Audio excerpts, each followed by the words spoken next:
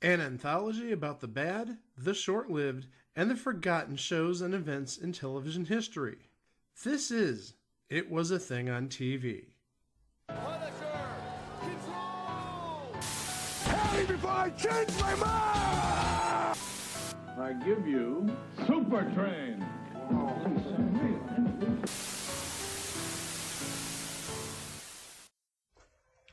Welcome everybody to an It Was a Thing on TV live show. Greg here by myself, as right now I am watching the UFL 2024 premiere week, and we are in the middle of the third quarter right now between the Birmingham Stallions, the Birmingham Stallions. It's like that. The champions from the USFL last season against the champions of XFL last season, the Arlington Renegades. And right now, we are in the third quarter, 5 minutes, 1 second left in the third. Birmingham's leading Arlington right now, 19-11. And Arlington has the ball right here on midfield. Yeah, you might be wondering, I was supposed to be doing this with Mike, and I don't know where Mike is. He's not online right now. He is not on the chat. He's not on Facebook. So I've been waiting for him for the last hour. I don't know if it was another All-Star Game 2019 situation where he thought the game was at a certain time when it was much earlier than that. I don't know. So I figured, well, I might as well do this by myself right now. So until I get contact, so let's continue right here. It's 2nd and 6 right now for Arlington. Luis Perez has the ball, throws it, dump pass, and number 2 for Arlington is going to get the first down. So let me get this. I have the rosters here on foxsports.com real quick. Oh, I only got the freaking roster for Birmingham. Let me try to get the roster for Arlington. Come on, load here. Okay, roster number 2. That's Devon Smith out of Michigan with the ball. We got that first down for Arlington, and we got another long pass play for Perez, and that gets broken up. Perez has thrown, I think he's thrown like 1 or 2 interceptions today. I don't have the box score on me, but that's how he's been so far. Birmingham, I think, got the first points of the game, or Arlington. They had an 11-3 lead at some point in the game, Arlington, and Birmingham has scored about 16 unanswered points right now, and they're up by a score of 19-11. So basically, if you followed any of these leagues last year, it's mostly, I think it's XFL rules, except for the kickoff. They're using the USFL kickoff for the UFL this season, and they're the 1, 2, and 3-point conversions from the 2, 5, and 10 from the XFL have carried over to the UFL. So no kicking the extra point like in the USFL. So Arlington just got a first down. And so Perez will snap the ball here. Okay, 2 sacks, 5 knockdowns, it says on the Fox ticker. Oh, 1 touchdown notice. Oh, yeah, I forgot. The 1 turnover Perez had was like a fumble. He was trying to pass the ball, someone knocked him, and he fumbled the ball. Hey, look, it's former New England backup quarterback Brock Heward working the sidelines. That's a blast from the past and a name I haven't heard since like Madden 06 or 07. Brock Heward. He's with number 15 on Arlington. Let me see. I'm guessing that's Perez's backup. Who is that? Holton Ahlers. Ahlers, I think that's how you pronounce it, from East Carolina. Oh, the Pirates. So we got a handoff here from Arlington on 2nd and 8. And that is I believe, taken for a loss. Yeah, loss of 2. That carry was by Letty Brown, number 4 out of West Virginia. With the UFL, it's very hard to get a read on some of these teams because it's basically like they got the best teams from the USFL and the best teams of the XFL into this new league. So you think you have an idea. I mean, you'd probably have to think Birmingham is the odds-on favorite to win this season, being the USFL champion the last 2 seasons. And we got a flag on the play. It's going to be a false start against Arlington. So we're going to move it back a bit. So it's going to be 3rd down here. That flag was on number 80. And that is Sal Cannella, tight end out of Auburn. So we got a 3rd and 15. This game is being played at the home of the Arlington Renegades, the ballpark formerly known as the Ballpark in Arlington / Globe Life Field or Globe Life Park. I don't know which one of the two. It's now called Choctaw Stadium. That's a dumb name. Pass, and that is going to be incomplete by Perez. And so it's going to be 4th and 15 with 23 seconds remaining in the 3rd quarter.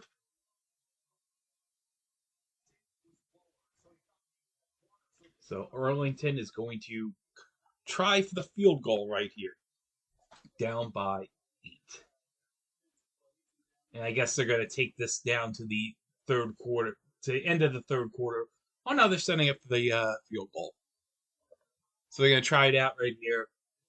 45-yard attempt. The kick is up, and it makes it. It was hooking wide right, and it just, at the last moment, just snuck on through the crossbar and went in. But we got a flag on the play, too. Okay, so it's offsides on Birmingham, so the penalty is going to be declined, and the field goal is going to be good. And so, let me just... Okay, I was trying to find the kicker who made the field goal. That's Taylor Russolino. 34-year-old kicker out of Millsaps. Okay, now I gotta look up where Millsaps is. Millsaps Athletics. Okay. Millsaps Majors is the nickname for the sports teams of Millsaps College in Jackson, Mississippi.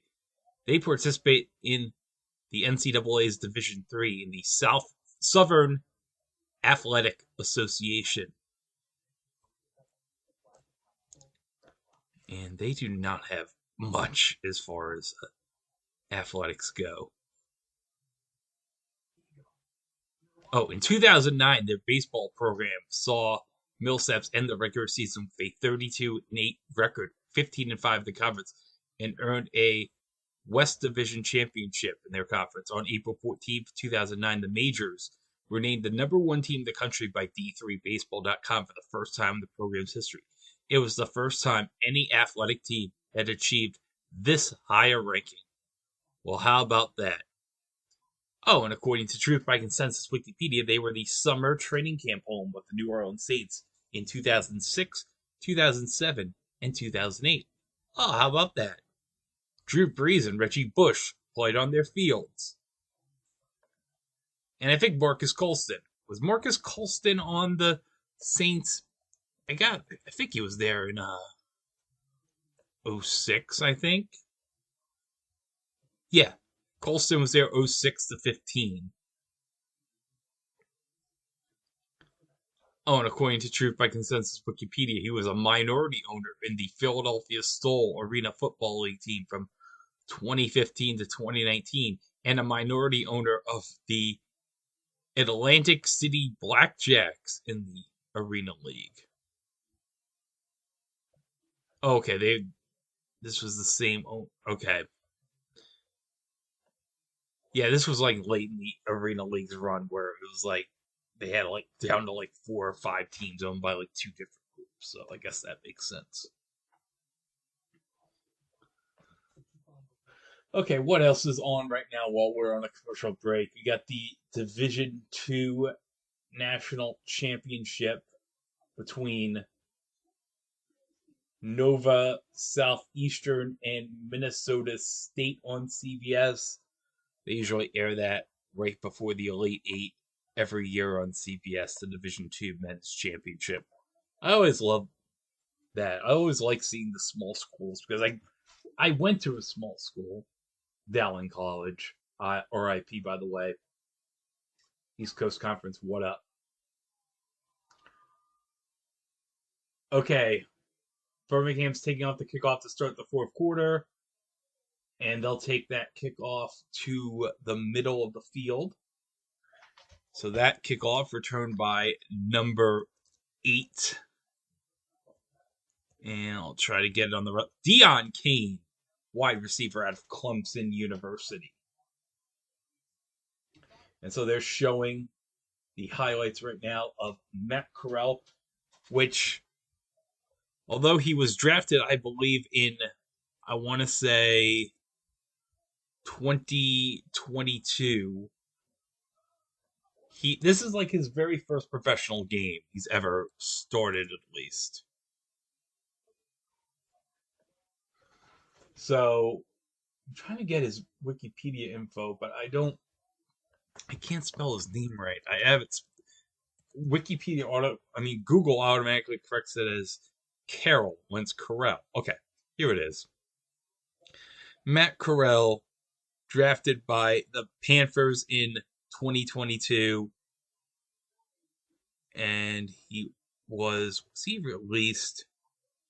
He was waived by the Panthers in August of last year, signed by New England the following day, and was released after like a week or two.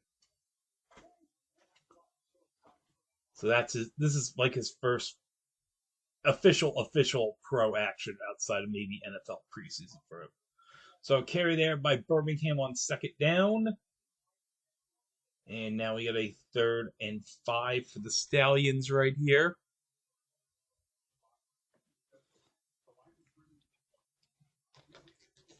God, that park in Arlington, former Rangers ballpark, looks so damn weird for football. I know they've converted it to like an MLS stadium, but still. I can't believe the Rangers left that stadium to go to that soulless ballpark they have right now for the stadium. It's terrible. And that pass is caught by number 16 for Birmingham. That is Benjamin Victor out of Ohio State. So, yeah, Victor, the catch there. That's on the 20. So Birmingham in the red zone right here. Pass is going to be taken by the running back, number 23, Ricky Person Jr. out of NC State. Wolfpack, what up? So as we're recording this episode for this live show, the NC State Wolfpack are now in the Elite Eight, and they'll be playing Duke tomorrow. So by the time you listen to this, we'll probably know the results of that game on Easter Sunday. And the Stallions give the ball to the running back there, Person, and he's stopped for no gain. So it's going to be 3rd and 5, and we got a player down for Arlington. Oh, no. So we got a guy down on the field. And Fox is going to go to commercial break right now. And so we're going to go to commercials. Hold on a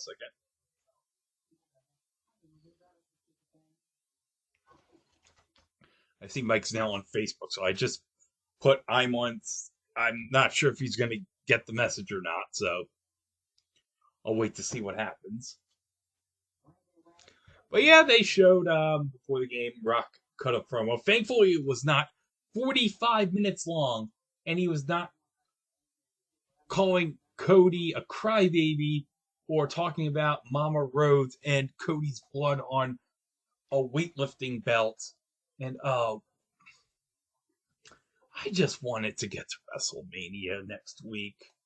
And I know there's a lot of people that are loving this build to WrestleMania, but it's like, oh God, I just some of these Rock stuff is just so painful to watch. It's just like it goes on and on and on and on and on and just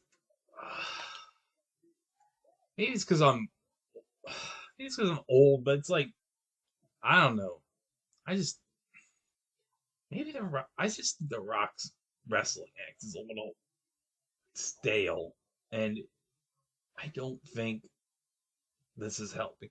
I mean, I thought his stuff in like '03 when he was like a heel, when he was feuding with like Hogan and Austin and Goldberg, that was some great stuff. But it's like I don't know about this. It's just I watched some of this and I'm just thinking, this ain't it, Chief. This ain't it. Well, okay, let's see. MLB, we got Yankees and Astros tonight. Whatever. And following this game in Arlington, we got the St. Louis Battlehawks taking on the Michigan Panthers in another matchup between the USFL, the XFL. Okay, 3rd and 5 from the 15. Throw to the running back. And I think person gets the first down right here.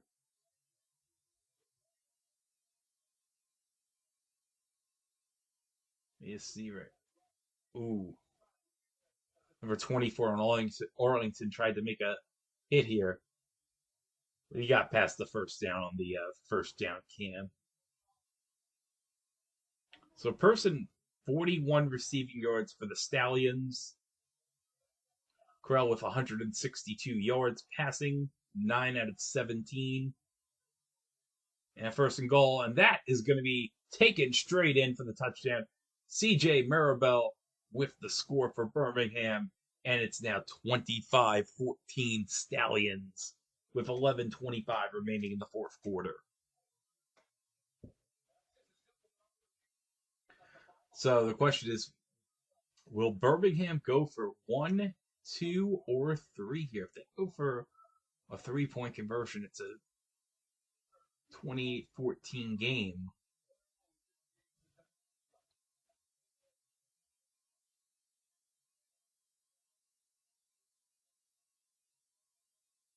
Okay, they're going to go for 2 here to make it 27-14. So it's not really conventional with NFL here. In the UFL, it's kind of like, well, you can just, if you have a lead, it doesn't really matter where you do the conversion from, I guess.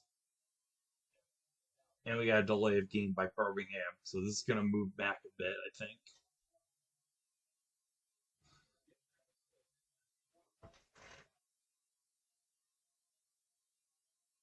And they're going to go for 3 here. Oh, and Mike's on the line.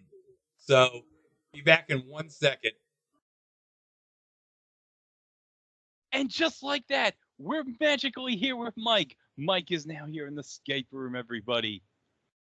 Mike's awake. I'm serious. I was watching the game, and I got through maybe about halfway through the first quarter. I think the score. I don't think there was any score. No, there were the 2 interceptions. Yeah, and I fell asleep after the second interception, and I just woke up right at the end of the third quarter. Okay, let me just explain while we were talking here. Birmingham was going for a 3-point conversion, and they failed because I believe the Birmingham receiver did not get his foot in bounds. So it remains 25-14 Birmingham. Birmingham flexing. Well, I was going to say Birmingham flexing its muscle again. Yeah. I got to say, right now, I think they look like the favorites to win it this year on this one game alone. I think I told you that back when we heard that the two leagues were emerging and forming into one. Birmingham always, and I know I mentioned last year they had a severe advantage because every game was played in Birmingham almost. But yeah, I think Birmingham definitely has a leg up on the competition this year. All right, let me just turn into CBS. I want to see what the score in the D2 championship is right now. I mentioned this in the opening segment before you came on. Nova Southeastern against Minnesota State from Evansville. I think there's probably like 1,000, 1,500 people in the building. Wow. Yeah. And they just showed the state capital. Is Evansville the state capital of Indiana? No, Indianapolis. Oh, okay. Well, they just showed like a big building that looked like a Capitol building. Maybe it's a church. I don't know. Ooh, Nova Southeastern. They're the Sharks.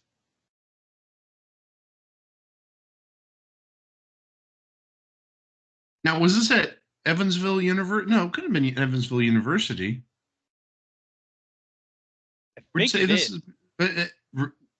thought they had a bigger arena than that.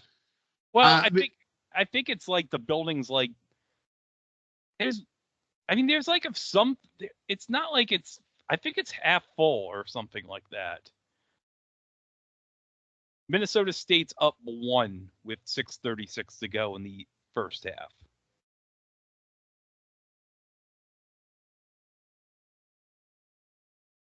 Okay, all right. Pereira says, okay, Pereira's on the from the command center saying that they've reversed it and it's successful, the 3-point conversion.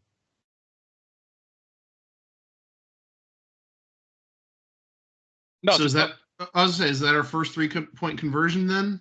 Actually, no, this was a 2-point conversion. I'm sorry. Oh. So it's 27-14.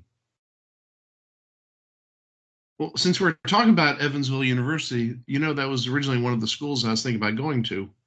Yes, was that the school when the whole bend incident happened? No, that was on the way home from.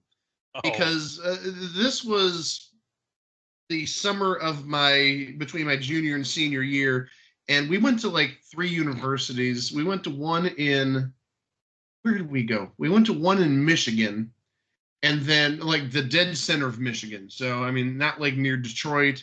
It was like dead center of the Mitt. And then we drove like just straight down, whatever that is. I don't know what, if that's 65 or whatever it is, right down to Evansville. And then after Evansville, after staying there for like a day or two, we were driving back along the Ohio River to Cincinnati, and then we were going to hit 71 in Cincinnati after a couple days in Cincinnati for 4th of July and come back home. Okay. And that happened in Cincinnati. That was at the hotel where we were coincidentally staying with all the senior PGA golfers when I ran into Arnold Palmer. Oh, wow. What a historic trip. You met Arnold Palmer and you had the bend incident. Not just met Arnold Palmer. I lived into him. Did I never tell you this story? You've said this on the podcast. I believe you've mentioned this. Okay. I was going to say, I didn't necessarily meet him. I literally was like leaving the gift shop or bookstore, whatever it was, in the front of the hotel. I was going back to the dining area. The I don't even know how I could term it, but the family was having breakfast there. I was going back, and Arnold Palmer was coming around the corner, and it was a blind corner, so I didn't see him coming. He didn't see me coming. I bumped into him. Didn't know who he was. I'm like, oh, sorry, I apologize. And then maybe about 2 seconds later, I heard somebody yell from somewhere in the hotel, "Good luck, Arnie!" And I'm like, holy shit, that's Arnold Palmer. I just ran into Arnold Palmer. And then the next thing I did was we went back to the where the family was eating breakfast, and I said, "Give me the hotel room key. I need it now." Why? Give me the hotel room key. I need it now.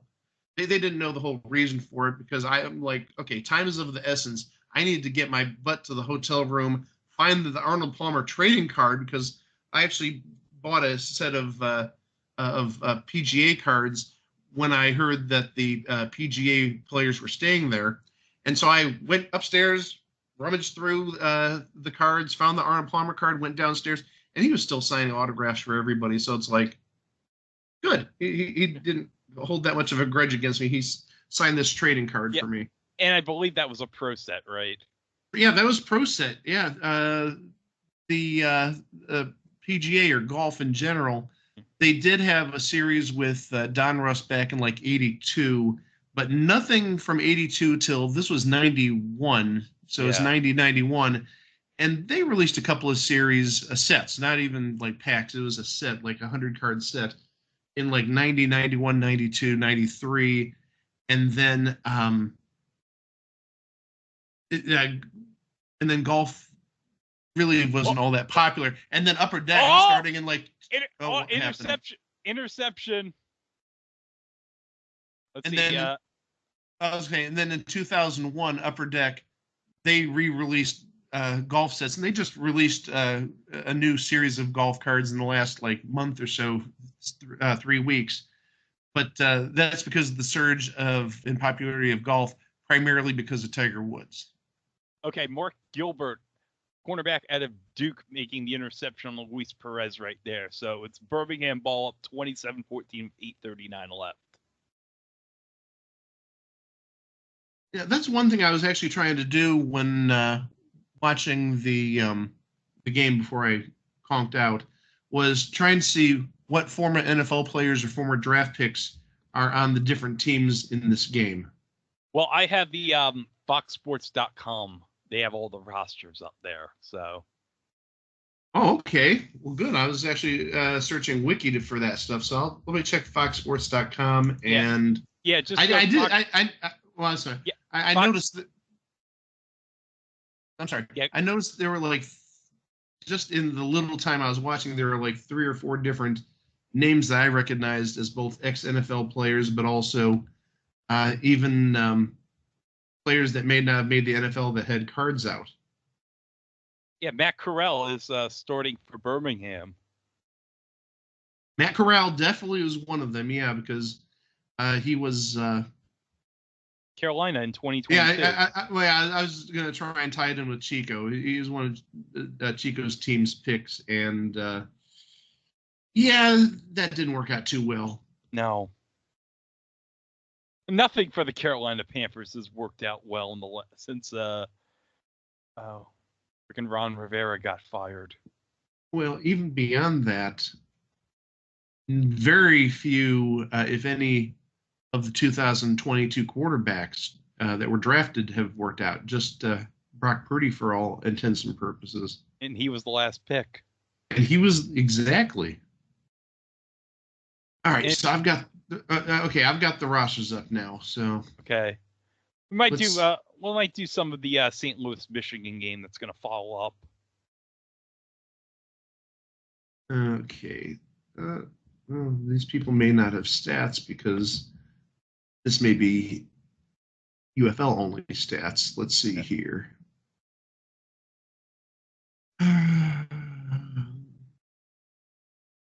Well, I'm sure you mentioned Luis Perez earlier. Yes.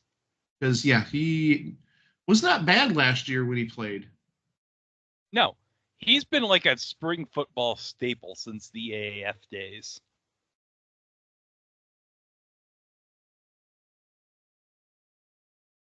And really looking at the Arlington roster, he's like the only name I recognize. Oh. Yeah, I don't see any names there. It's Birmingham. Like I said, when they showed like that little preview about who the starters were, it's like, oh, I saw 3 or 4 names I recognized. We mentioned Matt Corral. Yep. Gary Jennings. His name rings a bell for some reason. Okay, I'm gonna try. I'm gonna try to see if there's any information, because again, some of these names sound really familiar. And the problem, come on, All right, these so links are slow, but okay, yeah, you go for it while I try to get these links working. okay, so it's 2nd and 5 right now for Birmingham. We're approaching the 8-minute mark here in the fourth quarter.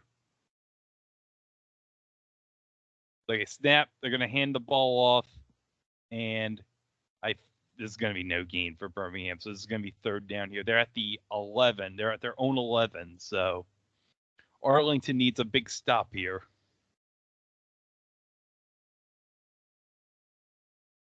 Amari Rogers, another receiver on the Stallions. I think he was one of the main weapons of Trevor Lawrence at Clemson. Okay. I'm sorry. They showed Skip Holtz that he's communicating with Corral through a walkie-talkie. Jay Sternberger, tight end, he definitely played with Green Bay. Was drafted, I want to say 2019 or so. He's been in the NFL. I definitely know that.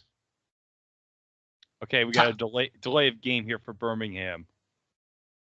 Taco Charlton on defense. Taco Charlton? You've never heard of Taco Charlton? No, I've never heard of that.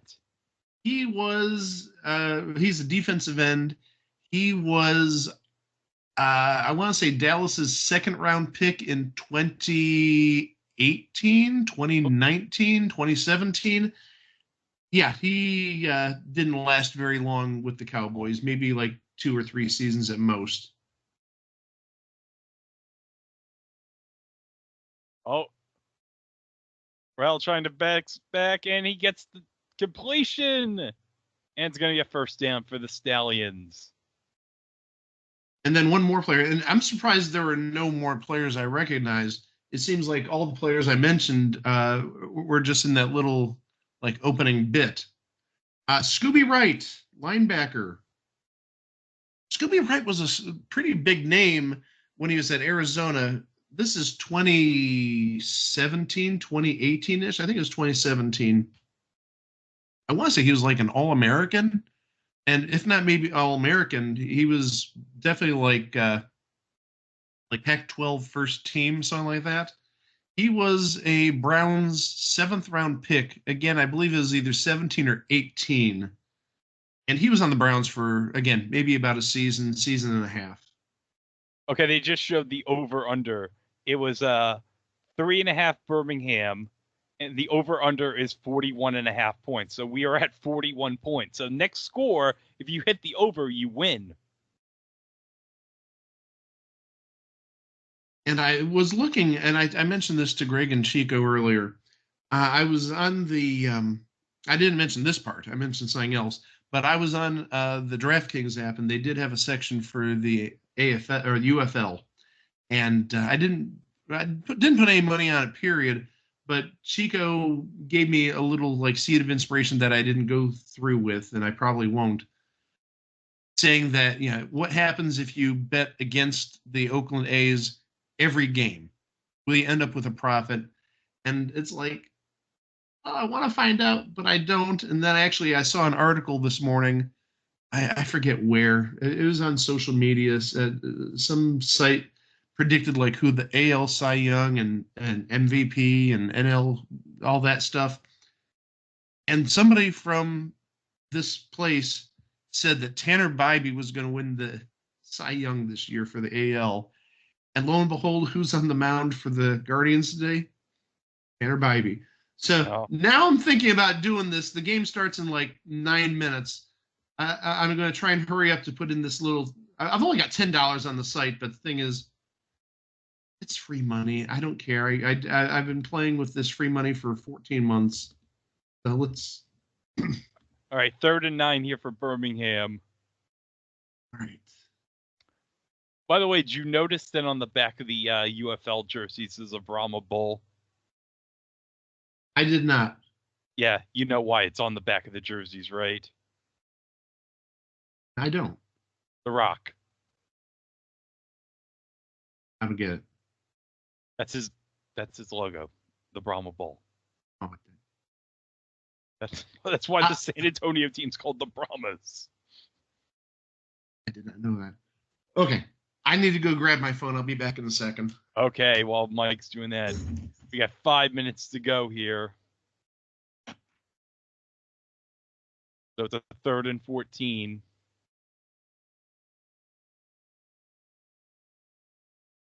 And so Corral's going to... Are they just going to take a delayed game here? But I don't know what they're doing.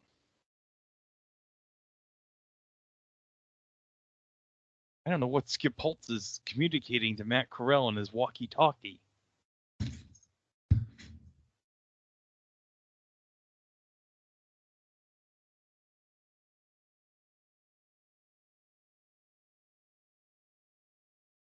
Okay, here we go.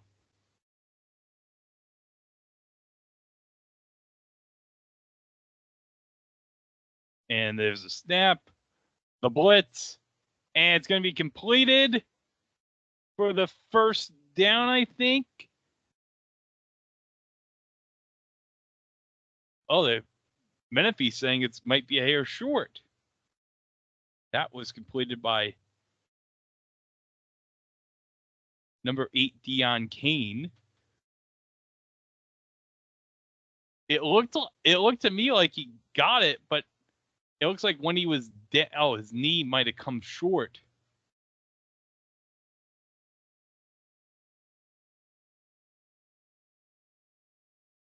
They might have to go to replay here, and it will go under review.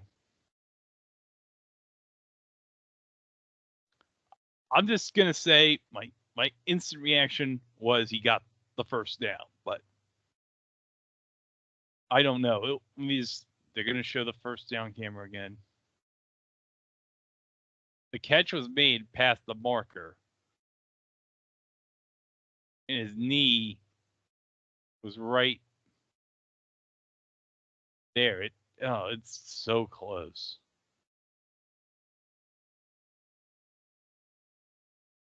Okay, I put my final $10 in DraftKings on Cleveland winning the money line today. Okay, good. So, well, I'll be up to 17. Oh, gosh, I can't. Oh, no, good thing Chico's not here so I can get away with this. If I win, I'll be up to 1769. Nice. Yeah, it won't be so nice if I lose. I'll be at 0. So we'll see. Okay, I think they get the first down. Yep, first down, Birmingham. Okay, they just let us know here on the bottom of the ticker. Battlehawks and Panthers airing on FS2 in the Fox Sports app. So, let me just try to get. I know I think I have the Fox Sports app on my phone. Sure, I do too. And since I have my phone right next to me, let me take a look. Yep, open. Because whenever I want to watch Big Ten Network, I always turn to the Fox Sports Net app, the Fox Sports app. I think I said Fox Sports Net, even though Fox Sports Net hasn't been a thing for the last 3 years. Hand off to number 3 here. Okay, I don't have this Fox Sports app. Oh, yeah. Well, I was gonna say I have the AT&T app, so I could probably watch it through Uverse. Okay. I was going to say, I forgot because they're showing the same intro as the game when it started. Yeah, they got, I don't know how The Rock convinced Tracy Morgan to do an opening for the UFL, but he did, I guess.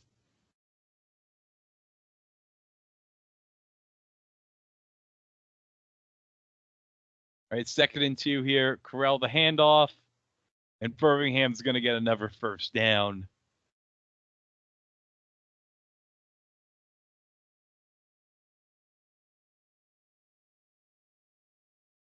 Yeah, that's just, yeah, they're pretty much going to take this game. All they got to do is run the ball here, and they got this.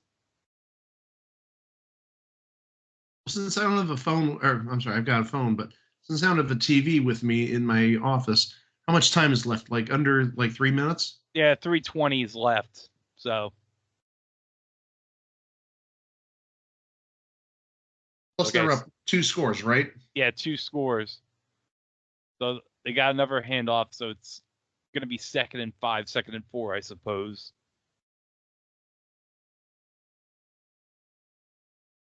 Oh, I got to say, the Michigan Panthers jerseys, they look sweet. I can't get my app to log in for some reason. Huh.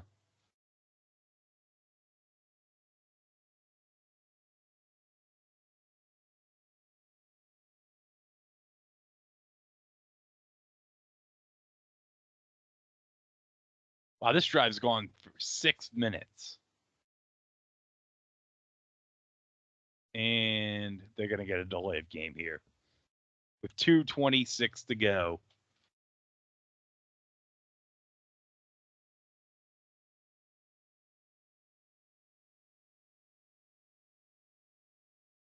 Oh, illegal shift by Birmingham.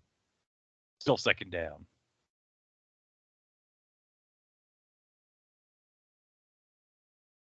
Now, before you came on, I was talking about how the Renegades are playing at the old Texas Rangers Stadium.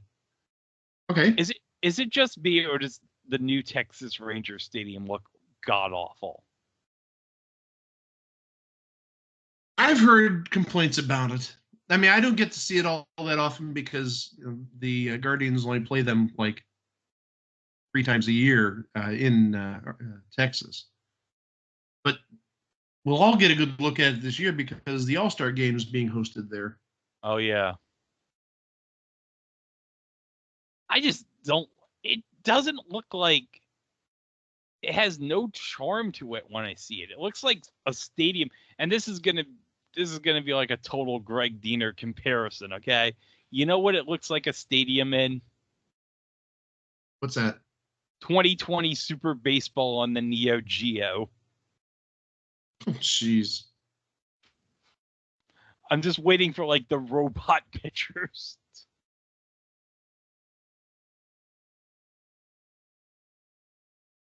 Never thought you'd hear a reference to 2020 Super Baseball on this podcast. I never thought I'd hear a Neo Geo reference, especially since anytime we talked about like the 3DO or some of those other game systems from the 90s that cost like $800, $900 for the system, that sort of like traced us all out.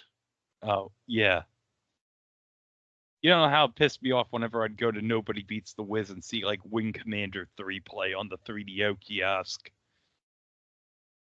But then what did they ask for? Probably like $120? What, for the kiosk? No, for the game. Because the game? Yeah, games were like $100, $120, $150 a piece, weren't they? Yeah, I don't. Could you have? Hold on a second. Could you imagine somebody in 1995 spending $120 on Plumbers Don't Wear Ties on the 3DO? No.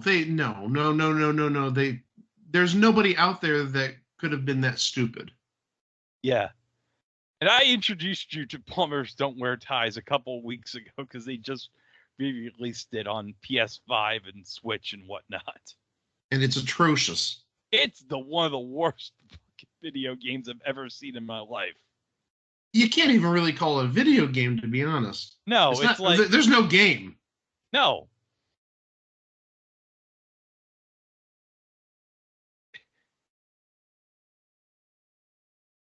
It's basically like a visual, like the 1994, 1995 equivalent of like a visual novel. With really bad pixelated stills that they up-converted to HD quality. And it looks like it was made in like MS Paint. It definitely does look like. With horrible fonts and horribly aligned text and stuff like that. Oh, it was horrible.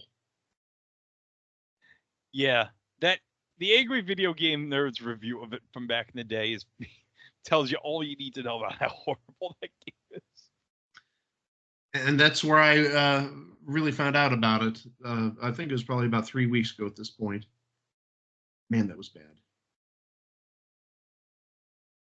Okay, so Birmingham's got a 3rd and 2 here with 2:03. So this is going to be the last play before the 2-minute warning. They got the ball on the 47. They snap it. They hand it off. And I think he's going to be short. Oh, no, he got the first down, they said. Okay. So that is going to do it. So they'll probably just kneel down Birmingham, and they'll just take the victory right here. And meanwhile, in Michigan, they're going to get underway here as St. Louis is going to kick off. I need to get the Battlehawks and the Panthers rosters up right here. The one downside, unfortunately, is, though, Mike, for the UFL, the XFL's kickoff rule not being retained for the UFL.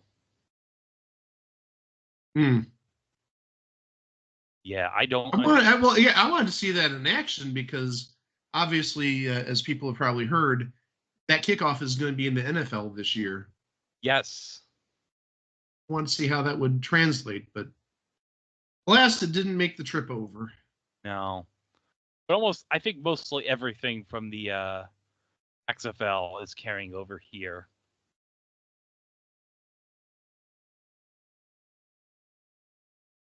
And okay, so first pass by Michigan is an incomplete. So it's 2nd and 10. You know what? I might as well keep it on Fox here because I got my TV turned to Channel 5, so the game's going to switch over once they're done in Arlington. So,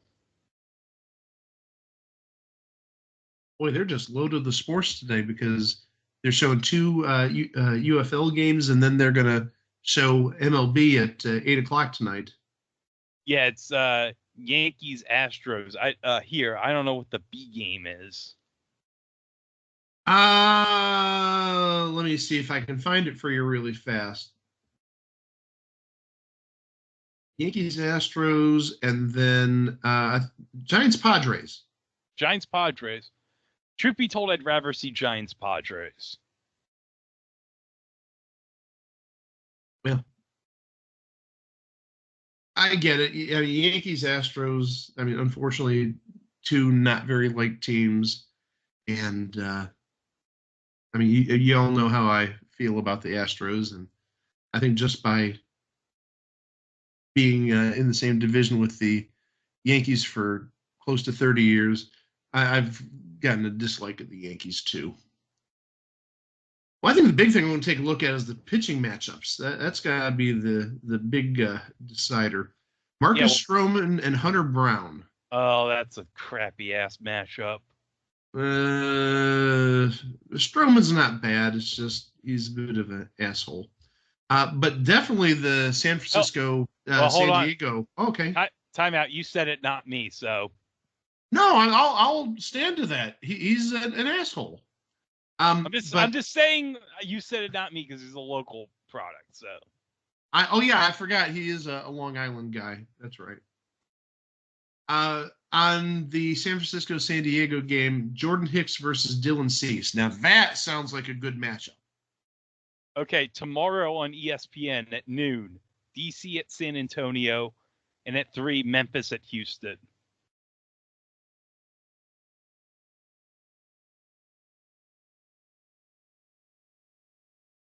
And I should note the Houston Roughnecks are basically the Houston Gamblers, except they got the Houston Roughnecks branding in the merger because, let's be quite honest, the Houston Gamblers were like, they got no brand recognition in the area. So, makes sense that they'd use the Roughnecks branding in the UFL. All right, I'm going through their rosters to see if there's any familiar names. Okay. 2nd and 8. Handoff right here. Tackle. Yeah, Birmingham, they're just going to run the clock down. All right, let me get back to go to my phone here and see what's going on here in Michigan. It is 3rd and 11 for the Panthers. From the 43 here. And the pass from Michigan is going to the end zone. And, almost intercepted there by the Battlehawks. That was number 38 on St. Louis with the breakup. That was Brandon Sebastian, quarterback out of Boston College with the breakup. He was in good position there.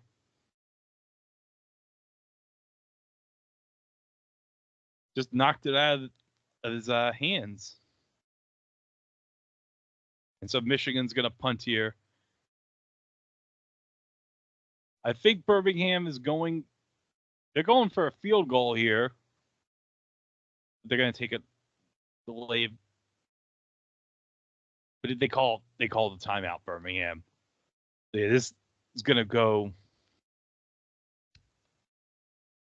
a little bit longer before we get to the action on Fox 2 Michigan. Well, that's fine. I mean, we can, or I can take a look at the rosters real fast because you can do that. I'm looking at the St. Louis roster, and immediately I see 2 names that ring a bell. Okay. And both wide receivers. One is Marcel Aitman. He was, according to Wiki, a 7th round pick of the Cowboys in 2018. And he had a little bit of playing time. He's had 20 career NFL receptions, 1 touchdown. Another name that is real familiar to me is Hakeem Butler. He's, again, another wide receiver. You may remember him. He was a speedster. He was at Iowa State, and he was drafted in the 4th round in, I believe it was 2018. Because 2019 was when they got Kyler Murray, and they drafted Andy Isabella in the 2nd round that year. In 2018, they drafted Hakeem Butler. He is a tall speedster, but he got into some injury issues in his rookie year and got released the year after. But again, another name that rings a bell to me. Okay, I should note the Birmingham kicker just hit a doink. Here's a name, if you're a Giants fan, and I know you're not a Giants fan, but maybe you're familiar since you're in that general area. Wayne Gallman. No, I have no idea who that is. He was a running back. He was a running back for the Giants, I'd say for 2 or 3 years. He was Saquon Barkley's backup. Was that during the Joe Judge years? Because that would explain a lot. I'm going to definitely say yes, because how long has Dable been there? 2 years? This will be his 3rd year coming up. Right. So he started in 2012. I'm going to say absolutely, definitely Joe Judge years. 2017 4th round pick by the Giants. So that actually appears to be a Joe Judge era person. Wait, you said 2017? 2017. That would be McAdoo. But I think he was there till 2020 or 2021, so he definitely would have been there the Judge era. Yeah, so 2020. So he'd span the McAdoo, Pat Shurmur, and Joe Judge eras. 3 people I'd never want in my kitchen. No, who would ever want frickin' McAdoo, Joe Judge, and Pat Shurmur? Jesus Christ. That's 3 really bad coaches there. Oh, God. But yeah, he would have been, at least for the last 3 years he was with the Giants, he would have been Saquon's backup. Or maybe a 3rd stringer. All right, so it's a final. Birmingham winning week 1 over the Renegades, 27-14. So last year's USFL champions are 1-0 to start the UFL season. It's a surprise to probably nobody, to be serious. No. You know what I like? The fact that they put the UFL Fox coverage. I love that they found a way to work Cletus into it. I saw you mention that. That's great. Yeah. I love Cletus should be like in all the coverage. He should be like in every sport that Fox covers. I think he should be in football only. Oh. Can't see him on any other sports. I'm sorry. Can you imagine Cletus slinging a baseball bat? A 10-foot. He could be in 20. He could be like in a remake of 2020 Super Baseball as like a hidden character. Oh my. AJ McCarron's on the Battlehawks. Yeah, he's back this year because he was with the Bengals last year. Right. I can't believe he's 33 years old. I know. Well, I'm trying to think. The national championships he won would have been like 2013, because he was playing in the Iron Ball with the kick six. So that was 20. Was it 13 or 14? It was 13. Wow. Oh my gosh, I didn't think it was that long ago. I still remember the kick six like it was yesterday. Right. I'm totally there with you. That was probably one of Bird's best calls, on par with the bless his heart, he's got to be the sickest man in America with Jackie Smith. What Super Bowl?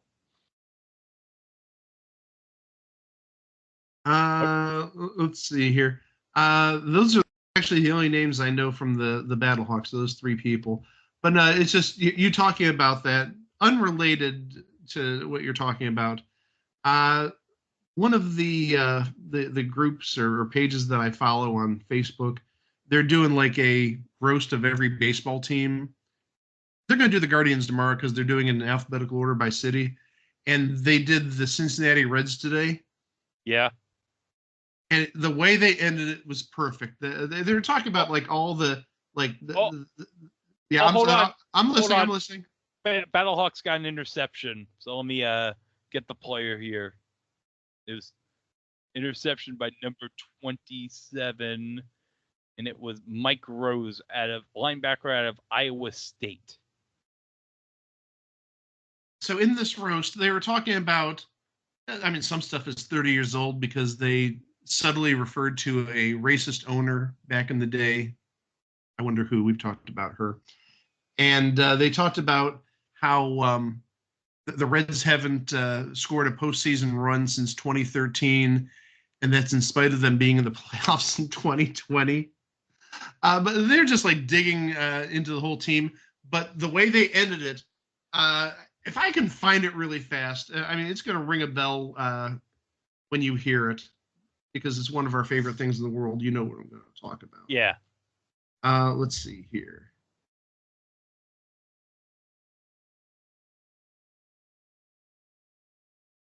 Okay, let me see the quarterback is for Michigan who threw that interception. It was number 4. Okay, E.J. Perry, 6'1" quarterback from Brown University. So how about that, Mike? The Ivy League produced a UFL quarterback. I know. I'm trying. I'm going through my head. I'm trying to think, because I'm sure there's been other Ivy League quarterbacks in recent time. Okay, hold on a second.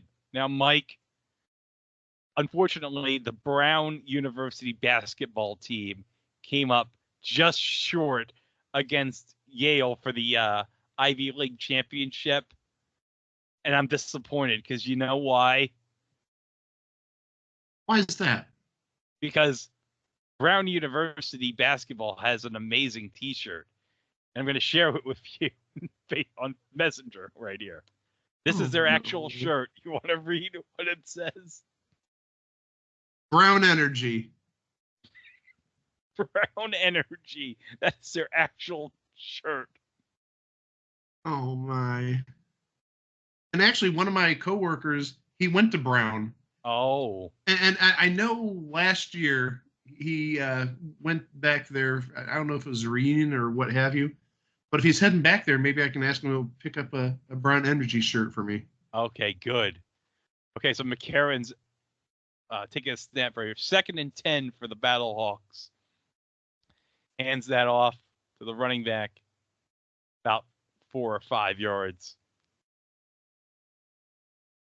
So it's going to be 3rd down here for St. Louis. I got to say, though, I'm still upset St. Louis was screwed out of the playoffs last year in the XFL. But thankfully, we're not going to have that happen again because the top 2 non-division winners are going to be guaranteed playoff spots this year. So, because last year was the top 2 in each division in the XFL. So that's not going to happen this year, thankfully.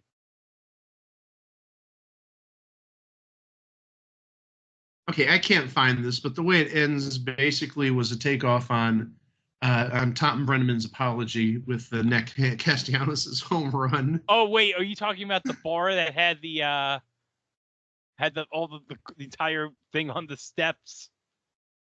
No, well, I saw that, but no, I'm talking about. I don't remember what site. I'm going through my pages and groups right now. They did a roast of, or they're doing a roast of every MLB team, and today was Cincinnati. And the thing is, it ended with them basically signing off with in Tom Brenneman fashion saying, well, that's been our review, and there's a deep line drive to center field, home run for Castellanos. And I just about died there. Like I said, if I can find it, I'll hold on a second. I think... So, okay, let me describe what happened. The Michigan punt returner was going for the ball. He got knocked by one of his own teammates. They didn't touch the ball, and the ball went to, like, the 1-yard line where it was down by the Battlehawks. It was so bad. So the Michigan Panthers special team returners not doing a good job so far.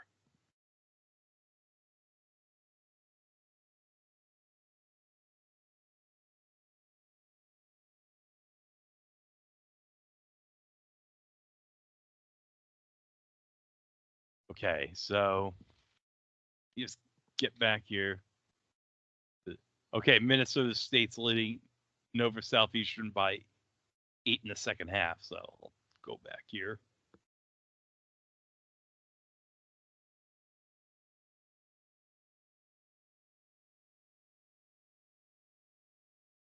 So I'm disappointed, Mike. Half my Final Four is gone. Because Houston got out last night and Gonzaga got out last night. But UConn and Clemson, they're still in. I've said it for 20 years. I would never pick Gonzaga to make the Final Four or win it all. I know they did go to the Final Four a number of years ago, but they're just like smoke and mirrors in my mind.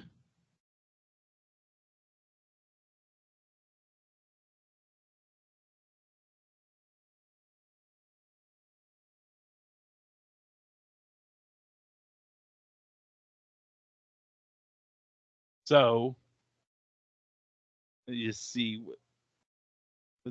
I can't even get the line on the UFL game on Score Mobile because they don't even list it here. So let me just find Battlehawks Panthers line. Okay, Covers.com has the information right here. Oh, the over-under for points scored is 42. Okay, here it is. Okay, this is from the Baseball Factory. So they roast the Cincinnati Reds. You have some exciting young players. We're all looking forward to the Reds almost making the playoffs for a few years before the inevitable fire sale. Recently, the Reds threw a no-hitter against the Pirates, but still lost the game. That should give you an idea on the state of the franchise in Cincy. Wait, I have some more no-hitter stuff here. You were involved in a no-hitter with the largest scoring margin in history when the Cubs no-hit you and beat you 16-0. You were involved in the second no-hitter in postseason history, R.I.P. Roy Halladay. You traded Frank Robinson and Christy Mathewson. The Pittsburgh Pirates beat you in the playoffs. You kept a pitcher named Homer on your team for 13 years. Homer. Oh God, Homer Bailey. Homer Bailey. I didn't know Homer Bailey was with them for 13 years. That was my big takeaway. There was 13 years of Homer Bailey, and he was only healthy for probably like legit half that time. And he was not that good a pitcher, Homer Bailey. He was good like the first year or two, but then he really, yeah, you're right about that. The Reds have still yet to recover from Buster Posey's grand slam. Well, where are you going to go? You have not scored a run in the playoffs since 2013, yet you played in a playoff series in 2020. What if the worst human being you could possibly imagine owned a baseball team? I pride myself and think of myself as a man of faith, but Skyline Chili sucks. Only time Reds fans get runs. That's just unfair. I love Skyline Chili. And then finally the last part. And there's a drive to deep left field by Nick Castellanos that makes it a 4-0 game. Now hold on a second, Mike. You know who doesn't like Skyline Chili? And he said this multiple times every time the Mets play the Reds in Cincinnati. Gary Cohen, the Mets broadcaster, is not a fan of Cincinnati chili. Why doesn't Gary Cohen like Cincinnati chili? I don't know what his beef is with Cincinnati chili, but he doesn't like it. I think some people just aren't used to like having chili that has chocolate in it. But Cincinnati Skyline Chili sounds really good right now. But the Skyline Chili restaurant that was in this area closed last year after like 30 years. So now the closest one is like 30 miles away. Oh.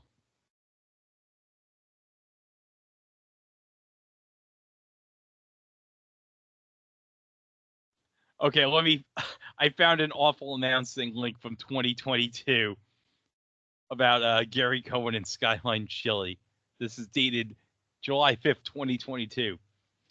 With the New York Mets in Cincinnati for a series against the Reds, SNY attempted to bait play-by-play voice Gary Cohen into a Skyline Chili rant by using ghastly slow-motion video that forced all of us to suffer. It was almost exactly 1 year ago that Cohen railed against Cincinnati's local delicacy, referring to it as quote-unquote disgusting and sparking a rash of Skyline Chili defenders to push back on the Mets play-by-play announcer. But during the Mets' latest trip to Cincinnati, Cohen seemed determined not to be baited into another rant, feeling as if he already said enough. I think I've said my piece on the subject, Cohen stated. SNY returned from a commercial break with a look at a Skyline Chili vendor. There's very little benefit on saying any more, but I do believe that my comments last year might have boosted sales significantly.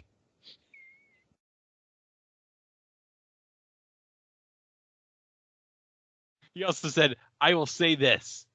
Last year I had numerous people send me Skyline Chili paraphernalia, plates, and posters. I've got a lot of Skyline Chili stuff in my house, so if you're partial to Skyline and you would like any of it, just let me know and I'll send it over.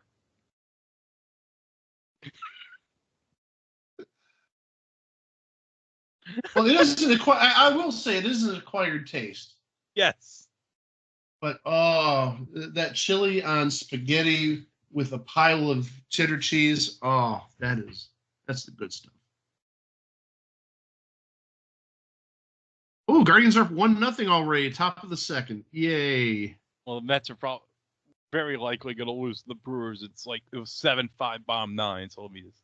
But 7-6. Oh, no, it's 7-6 now. They must have gotten a home run here. Well, okay, something must have happened because last time I checked, they were down 7-2. Okay, Brett Beatty hit Alonso homer to make it 7-6. That's why. Well, Beatty had a 3-run homer. Yeah. Okay. Dang. And I think officially, Diaz made his first pitching appearance since in the regular season, at least, since his injury last year. So, which means the Trumpets came back, I guess. And I'd be remiss not to mention Timmy Trumpet was an Alan Ginter last year. Timmy Trumpet was an Alan Ginter. Would they play the Trumpets if he came out in an unsaved situation? Yeah, they would, probably. Well, it was his first appearance back in like a year and a half, so. Oh, that makes sense. Okay.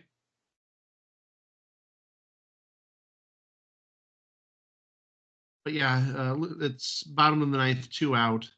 Yeah. Nobody on base, and Starling Marte is up.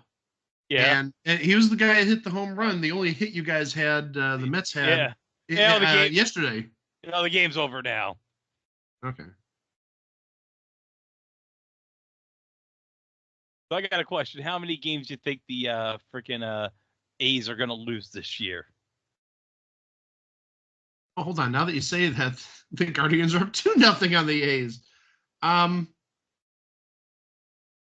Will it be over under the 120 losses by the Mets in 62? Let me see who Oakland has on their roster in terms of pitching, because they have an absolute, like, who's who of hitters. Okay. Oh, they got former Guardian Michael Kelly. Oh, yeah, he was a reliever on opening day. Kyle Muller, Ross Stripling, Alex Wood. Boy, those are like the only names among pitchers that I recognize. Yeah. Okay, and Battle. then, oh, McCarron gets sacked here on first down. you're basically saying, is the over-under going to be 42? Yeah, 42 wins. They got to get 42 wins, even with this crap club. I mean, they do. JD Davis single-handedly put them in the game last night. I didn't realize the A's picked him up. Yeah, they picked him up. Man, 42. Now, remember, however bad they did last year, and they obviously were bad last year, but they did somehow rattle off a 7-game winning streak last year. Yeah. Okay, so I'll say more than 42, but less than 50. All right. 3rd and 12 here for the Battlehawks. 3:35 to go in the first quarter. And okay, McCarron gets the snap. He's going to throw it deep. The end zone, got a man over, but the ball was overthrown by about 5 yards. That guy, number 8, was wide open. That was 8.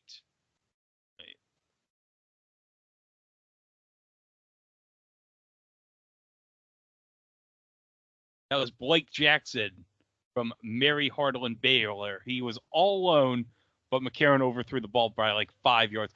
Oh, they got cameras on the refs. They have a ref cam. Where the hell would they have a camera on the ref?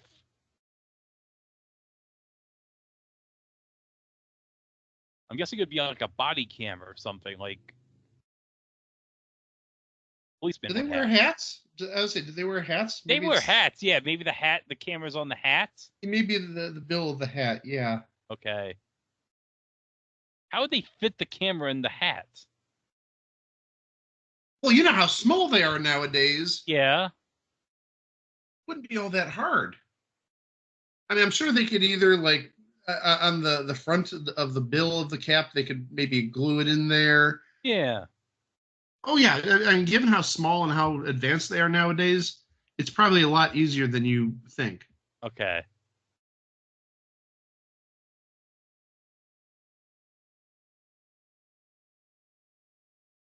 Okay, turned over to ABC. The Iowa women are up 12 on Colorado right now, so that's your Caitlin Clark watch right now.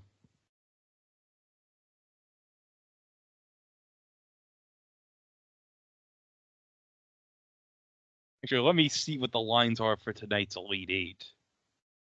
Oh, by the way, Mike, you're not seeing this because this is audio only over Skype, but I am wearing a Los Angeles Wildcats t-shirt from the 2020 XFL that they got on eBay. I knew you'd dress up for the occasion. Yes. I know where I put my New Orleans Breakers hats. Probably somewhere in the basement. I put a bunch of hats in the basement a while back, like a couple of weeks ago. all those hats that I got for like half off when the USFL shop was having their clearance sale. Unfortunately, my Seattle Sea Dragons flip-top bottle is in the car. Else I would have used it for this occasion. But I do have in my Super Bowl 47 can koozie, previous entry Super Bowl 47 can koozie with my Diet Pepsi sitting there. Okay. Okay, Connecticut is 8.5 against Illinois, and Alabama's 3.5 against Clemson.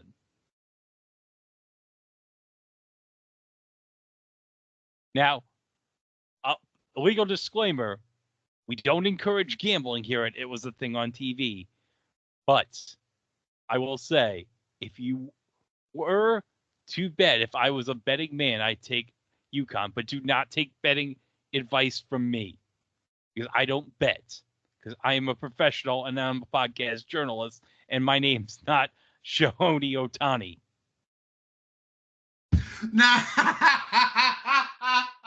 Now we should say it was Shohei Otani's interpreter.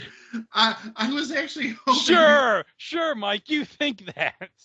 Well, innocent until proven guilty. But also, where I really thought you were going to go is you're going to say, my name's not Jimmy the Greek Snyder. Oh. Hold on. They just showed the stats for the Michigan quarterback. He just completed a pass. But before that, he was 1 for 6 completion, -1 yard with an interception.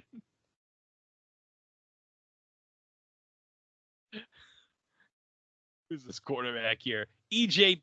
Oh, yeah, it's the Brown quarterback. Duh. Good on the Ivy League quarterback. He actually completed a damn pass that went for positive yardage. And now they'll get a run here, the Panthers, for a first down. So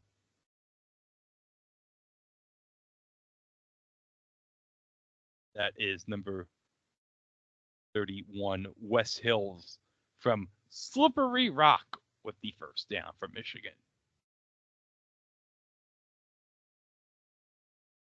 Slippery Rock. Slippery Rock. I think that's in Pennsylvania. I don't think that's too far from here. I think maybe even some students have gone there and played football there in the past. I want to say that's like a D2, D3 school. I know I've heard the name before.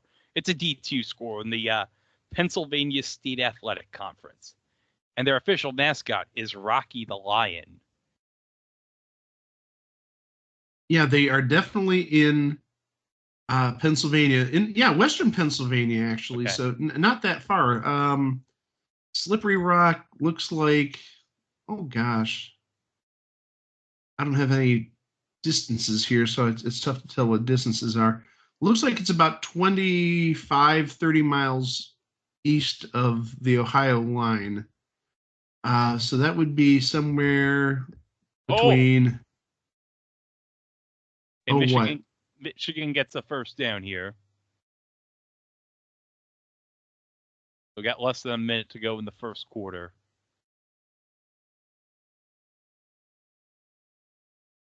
Oh, I've gone through Slippery Rock in the past. Okay. No wonder it rings a bell. Yeah. It's just off of I-79, and I've taken I-79 a few times to go from Pittsburgh to I-80.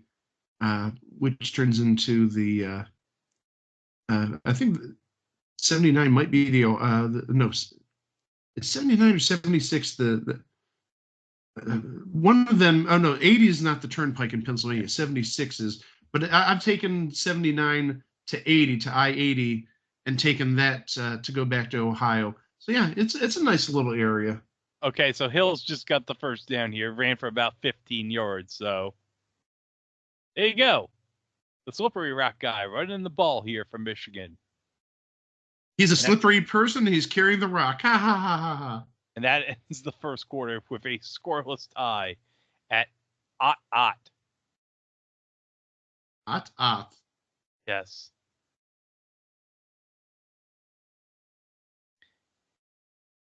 And I should mention the head coaches because we mentioned Skip Holtz and Bob Stoops in the earlier game. So it's Anthony Beck, the former Jets tight end for the Battlehawks head coaching, and John DeFilippo, the former offensive coordinator for the Eagles. I think I'm not sure if he was the offensive coordinator for the Eagles when they won this. I know he was on the staff for Peterson when they won the Super Bowl in 2017, but I know he was the Minnesota offensive coordinator in like Kirk Cousins' first year in Minnesota in 2018. And we also mentioned in the past that he was with the Browns organization for a little while. Yep. Okay, so Iowa's going to go into the half up by double digits against Colorado. And yeah, they're going to be up 13 going to the half.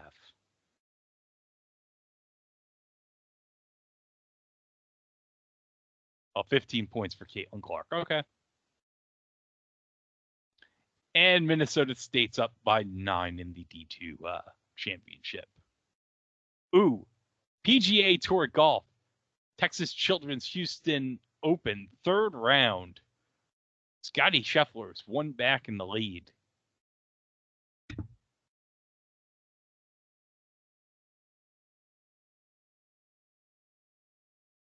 I need to see what else is on here. Ooh, NCAA tournament college hockey on ESPN2. Cornell against Denver.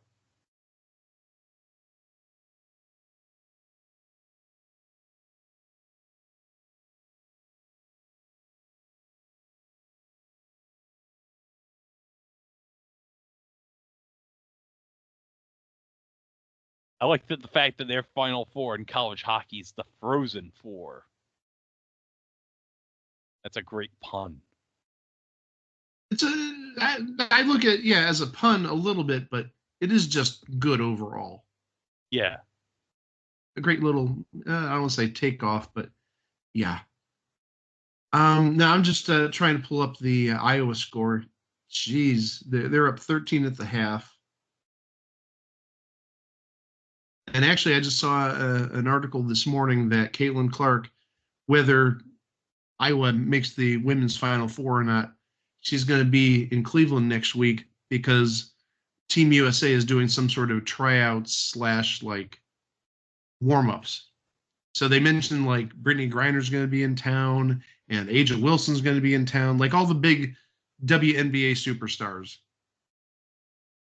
Has she declared for the WNBA draft yet? Or? Oh, absolutely, yes. Oh, Okay. for sure. And actually, I don't know if obviously, if you didn't hear that, you didn't hear this. The Big Three tournament, whatever that's called. I heard it. Yeah, Ice Cube is offering her $5 million. Right. I don't know how she doesn't take that.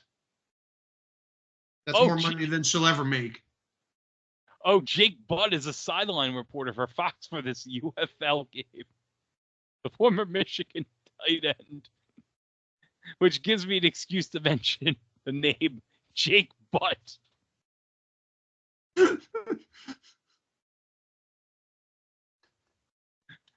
I see him on Big Ten Network all the time.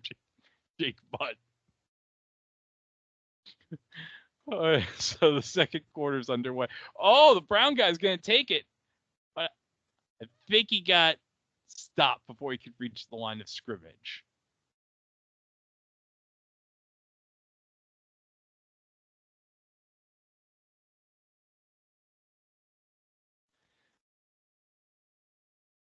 Oh, yeah, fun fact about the Michigan Panthers. They were the first ever champions in the OG USFL back in '83.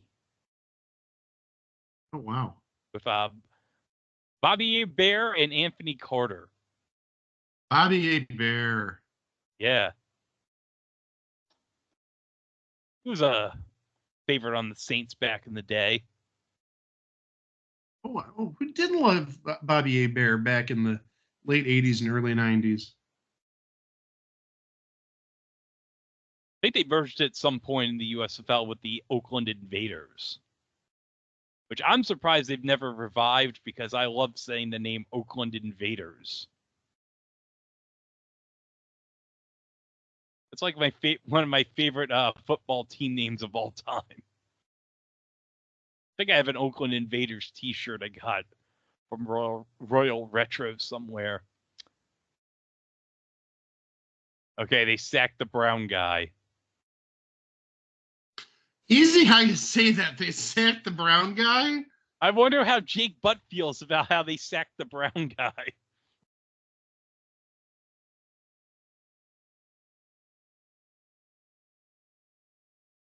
Okay, so it's a 4th down here. Michigan's going to punt this.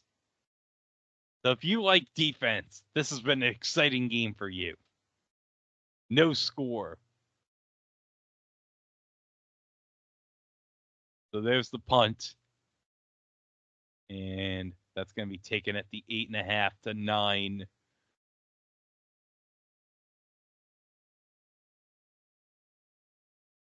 So 12:56 to go in the first half, no score.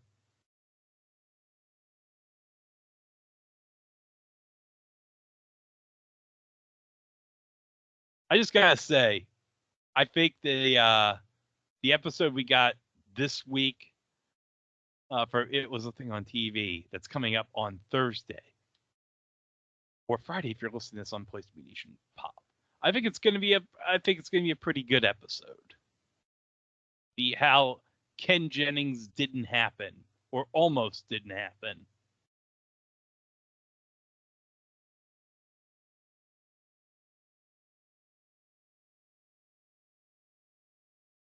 Next week's going to be more fun, though.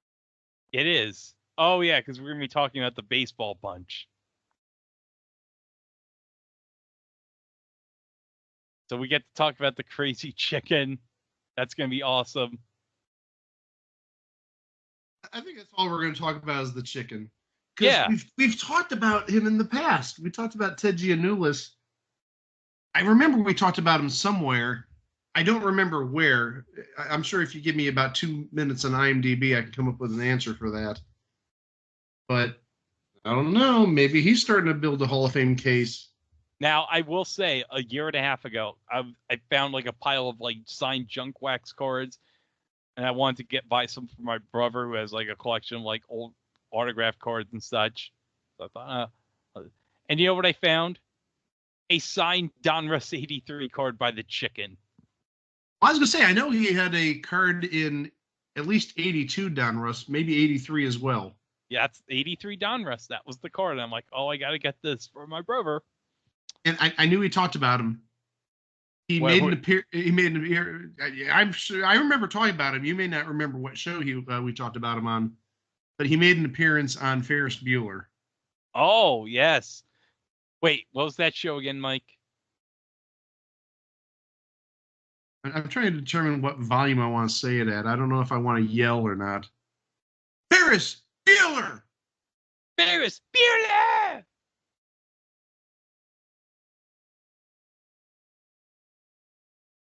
Oh, geez, the A's tied it up. It's 2-2. Oh, the A's, the plucky underdogs. Well, let me just say this about plucky underdogs. They are plucky underdogs this year. Although I got to be honest, I think the independent baseball team, the Oakland Ballers, are probably going to win more games than the A's this year. They're probably going to have a higher attendance. I can't wait to see the attendance for this game, because last night was under 4,000 people. I'm guessing today, maybe the weather's decent. It's a weekend. I would hope they'd reach at least like 10,000, but I think at this point, 5,000 would be a moral victory. I just like to see an A's game there just to say I went to the frickin' Oakland Coliseum and survived. The only thing I can tell you is Jason Hernandez. I think you know who he is. Yeah. About 9-10 years ago, he went to every ballpark, every MLB ballpark. Let me guess. Jason gave Oakland a thumbs down. I think he gave Oakland the biggest thumbs down. Oh, yeah, well.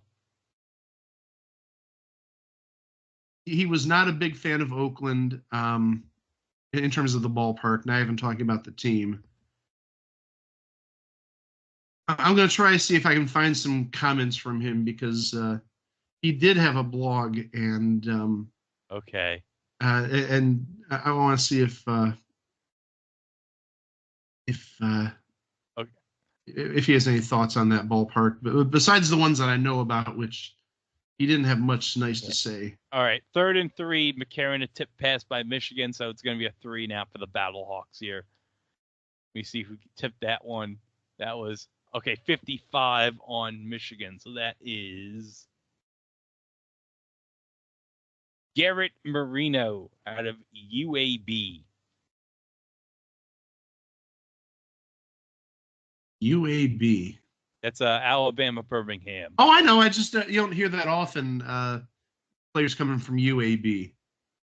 Yeah, because when you think of the University of Alabama system, you think of, obviously, the Tide.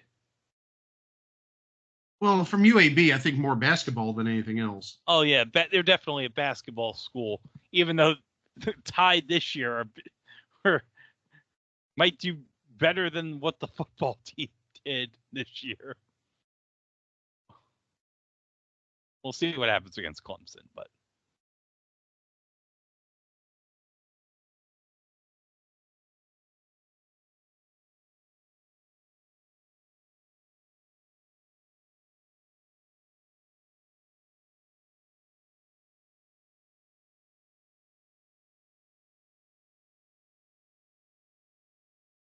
oh, sorry.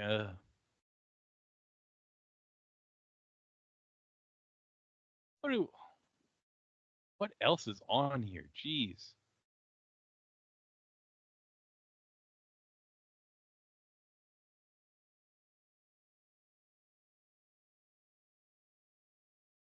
Oh, wow. One of the Spanish stations is airing Hop.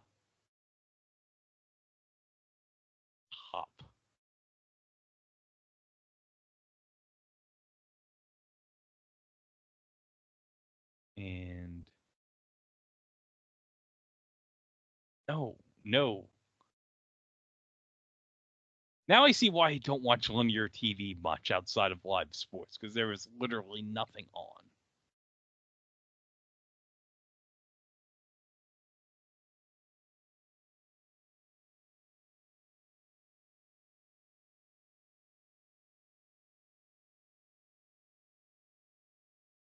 Okay, here we go. I found the entry in Jason's blog about Oakland Coliseum. Okay. All right, let me just skim through it really fast, and I'll give you the good details.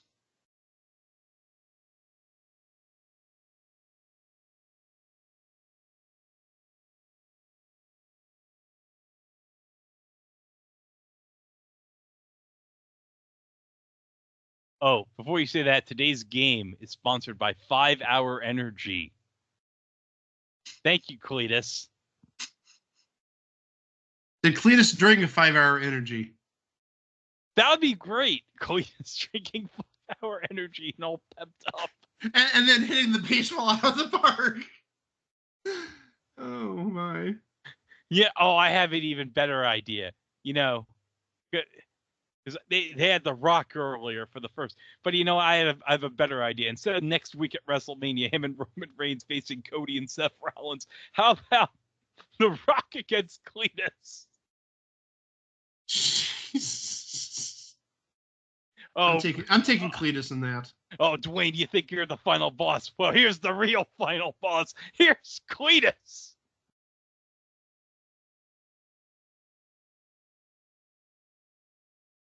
Okay, so Jason says that most of the charm with the Oakland Coliseum comes from the fans.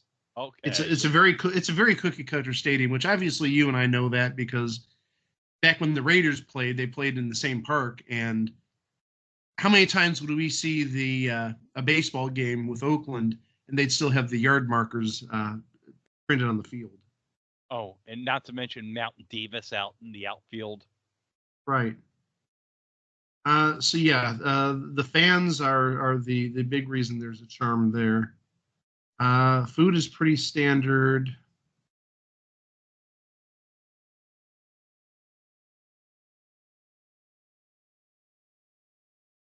Okay, Perry with a pass to the tight end. That was number 84, Gunnar Oaks out of Eastern Michigan for the first down.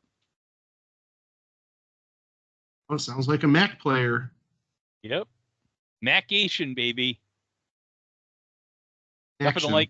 Nothing like weeknight primetime games on ESPN.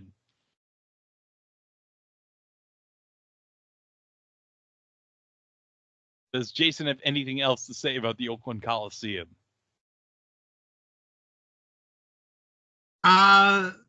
At least back when he went, I think this is 2014 or 2015. 2014, they had the numbers retired by the A's, and I'm guessing that also would include Jackie Robinson. They had him printed on a tarp. Yes. I've That's seen like it. super cheap. That's like borderline disrespectful. I mean, the ballparks I've been to. Okay. Okay, we got a big player. Number 12 for Michigan takes that all the way out to the 5.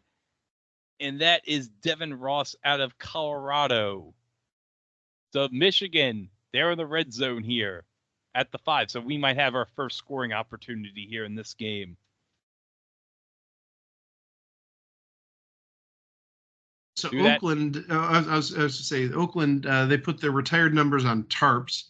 At least with Cleveland, we actually have like numbers in the right field seating, like the 500 like nosebleed seats that were converted like, 15, 20 years ago at this point. Oh, hold on. The Brown QB threw an interception in the red zone. A pick. Oh, no. You don't want to see... Language just means nothing to you. The Brown quarterback. Oh my gosh! If Chico were here, I'm sure he'd protest. He did not have Brown energy on that throw to the end zone.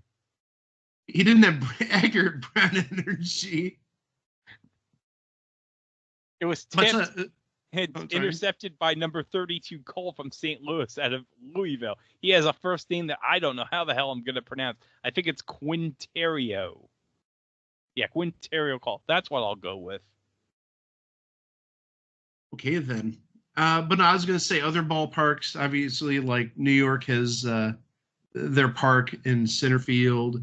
And I like what Petco did. They actually have like the numbers like above the scoreboard. Yes. And even Detroit does something similar to that. Yeah, I got to get to more ballparks. Maybe I'll visit a few over the summer that maybe go back to the Tigers ballpark, Comerica. That's a beautiful ballpark. But yeah, Jason ends by saying, "Oh, this place is still a stinkhole, though. I can't in good conscience say it's the best ballpark out there. However, it's nowhere near the worst ballpark either." Oh, that's good, I guess. I want to know what his worst ballpark is. And the thing is, the ballparks I went with him to, Progressive Field and Comerica and Great American Ballpark and PNC in Pittsburgh, all great parks. And I even challenged him. I said, "I want you to tell me the best of these 4 ballparks." And he's like, "I don't know if I can. They're all really good." I'll be honest, I'd go with PNC Park because I like that bridge. The PNC view is absolutely amazing. And I took pictures when we went there like 9 years ago. The way it looks over the skyline with the bridge and all that is absolutely priceless. It's a beautiful view. And our seats were literally like in the dead center of the ballpark, like second or third row from the railing in the upper deck. Beautiful seats, beautiful views, just breathtaking. And there were some things about the Pittsburgh ballpark I didn't like. I did not like the way that it was laid out, at least to get to your seat. But also, you need to park on the opposite side of the bridge. You have to cross the bridge to go to the ballpark. Oh. Well, especially given my current condition, that would be a bit of a pain in the ass. No. All right, so AJ has it as zone 5 right here. He's going to throw it. Pass here to the tight end. First down for St. Louis.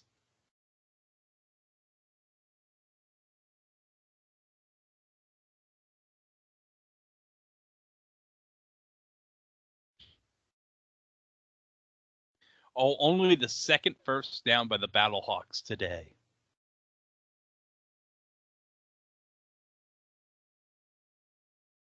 I kind of do like the Battlehawks helmets there with like the wing on the helmet.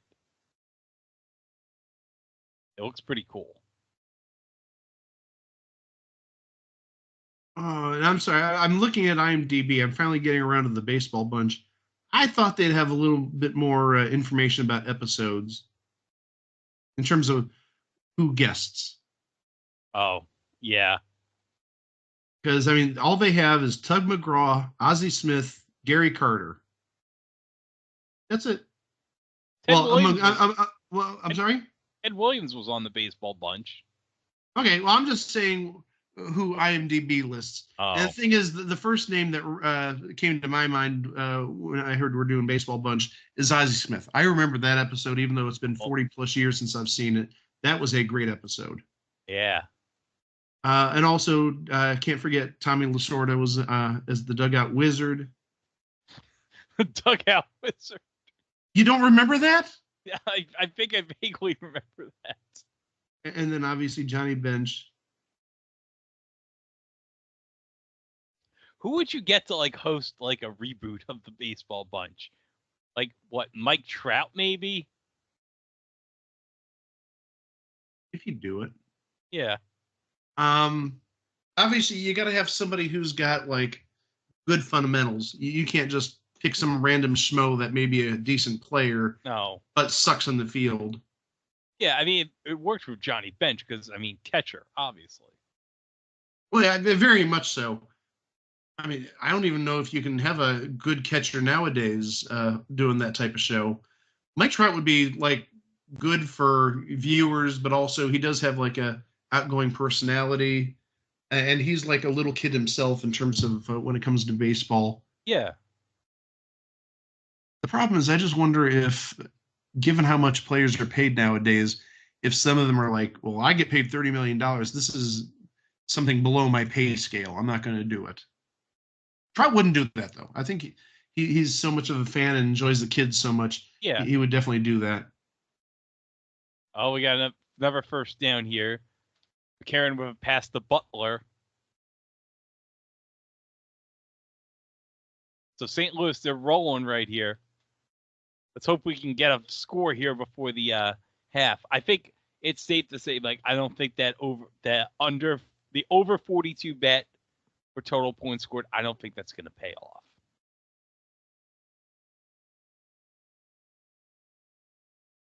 Just a hunch.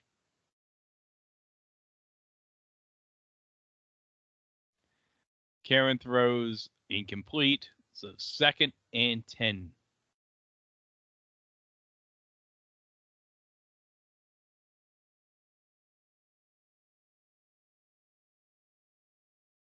Okay. I just had a really bad idea about who should host the baseball bunch. Oh. If it ever came back. Joey Gallo. Oh, that'd be great.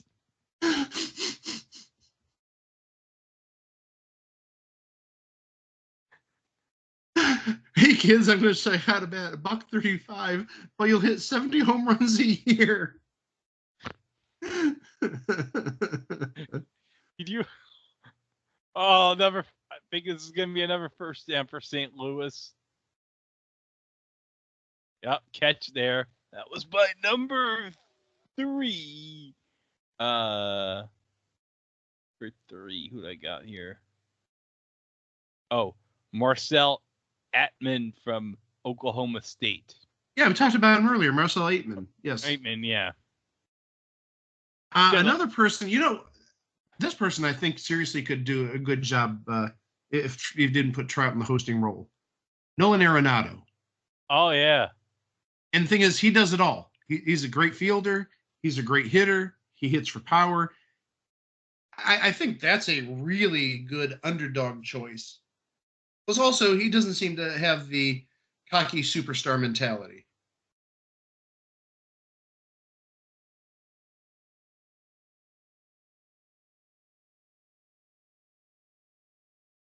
Okay, so McCarron's stats now are 9 for 14, 70 yards.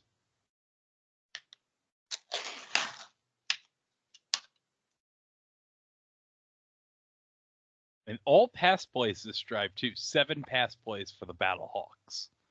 On the 35. Karen, is he going to... Oh, flag on the play. Okay, so I have to see what the flag is on. Oh, it's on the defense. Oh, no, the offense. I'm sorry. Holding offense. They'll be 2nd and 6.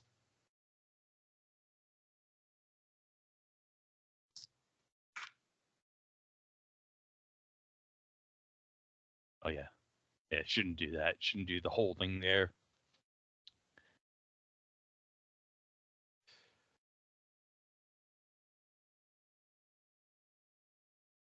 So, okay, I got a question. Who do you think... Do you have any idea who the Browns might be interested in the draft? Do you know? Well, I just read something today that since they don't have a first-round pick again... Oh, I didn't realize that. Yeah, this is the last year they're paying the price for the Watson trade. Oh, I forgot. Yeah. So they're looking probably at best player available. I mean, honestly, they could probably use another linebacker because they did lose Taki in free agency and Anthony Walker in free agency. So the only linebacker that would be returning, at least among starters, would be Koromoa. They're good on quarterback, or at least good in terms of having 3-4 healthy bodies. Running back is a possibility just because there's the uncertainty regarding the Nick Chubb injury. They didn't re-sign Kareem Hunt. They do have Jerome Ford, who did adequately with Chubb being out. Offensive line, they're in pretty good shape. They may look at like a left tackle because Jedrick Wills has not been very impressive, and I think his rookie deal is up this year. Wide receiver, they just got Jerry Jeudy, and they just signed him to like a 3 or 4 year extension. And then they have Cooper and Elijah Moore. I think they want to see if they have something with Cedric Tillman, who they drafted last year, and David Bell, who they drafted 2 years ago, before totally giving up on them. Tight end, they're in really good shape. They got Njoku, and they did lose Harrison Bryant in free agency. Defensively, they added a lot of pieces and parts on defense. I really do think just they got to go with linebacker because I don't think they've really improved that much there. They've got a good front four. Their corners and safeties are pretty darn solid.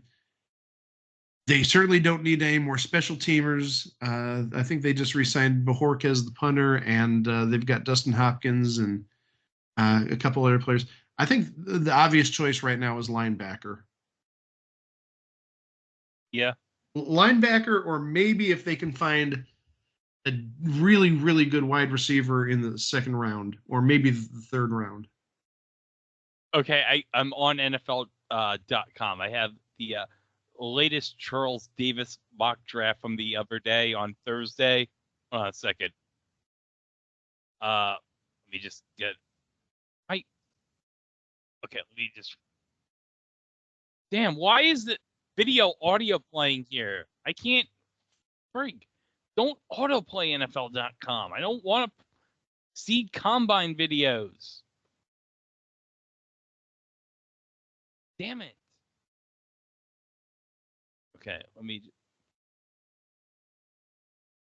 Now I don't even have it. What the hell? Okay. Charles Davis mock draft 2.0. Okay, let me read it. Okay, so number 1, obviously, he has Caleb Williams with the Bears. Obviously. As McCarthy has it at the 35, and the Battlehawks only get 1. Okay. Number 2, the Commanders, Drake May. Well, they did just trade Sam Howell, so Yeah. that makes sense. Okay. Now, number 3, New England. Jaden Daniels. Well, again, they just traded Mac Jones, so that makes sense. Yeah. Number 4, Arizona, Marvin Harrison Jr. Number 5, the Chargers, Malik Neighbors out of LSU. And we got a 3rd and 1 coming up for St. Louis here. Rome Azunas, I think that's how you pronounce it, from Washington to the Giants at 6. Yeah, the wide receiver. Yeah. I think it's like a Zunze or something like that. Yeah. Yeah, Joe Alt, the offensive tackle at Notre Dame, to the Titans. Dallas Turner of Alabama to the Falcons at 8. And the Battlehawks are going to get first down here as the clock's ticking down. So I think they're going to get a field goal for the half. Laeta Latu from UCLA going to the Bears at 9. Now, okay, number 10. And this would be great if this happened. The Jets, Brock Bowers from Georgia. Have you seen Brock Bowers play, Mike? I have not. Oh, he is a beast. He is practically the reason why Georgia won those national championships. Just when you're done, go search Brock Bowers Georgia highlights, and you'll be like, damn, this guy can block, he can catch, he can... Whoever gets him in the draft is going to be lucky to have a guy like him. I'm just saying. And then, okay, you're going to love this. Number 11 for the Vikings, J.J. McCarthy. I've heard J.J. McCarthy going as high as, I think you said 4 was the Cardinals. Yeah. I'm sorry. I don't like J.J. McCarthy. I thought he'd be like a 5th or 6th round pick. He's a backup at best. No. And I'm sorry? No, I think he was very good for the Wolverines this season, but he's not he's a 3rd round pick at best. Yeah, like I said, I'd say 4th or 5th round. But one thing I read, and again, this is just a rumor, was that Kyler Murray was going to be traded from the Cardinals to the Vikings. I forget who they were going to get. Obviously, the Vikings have a need for a quarterback now, and the Cardinals were going to draft J.J. McCarthy. Oh. But still, as you said and as I said, he's not that good of a player. He's... You got him as a 3rd rounder. I've got him as a 4th or 5th rounder. No, it's bound to fail.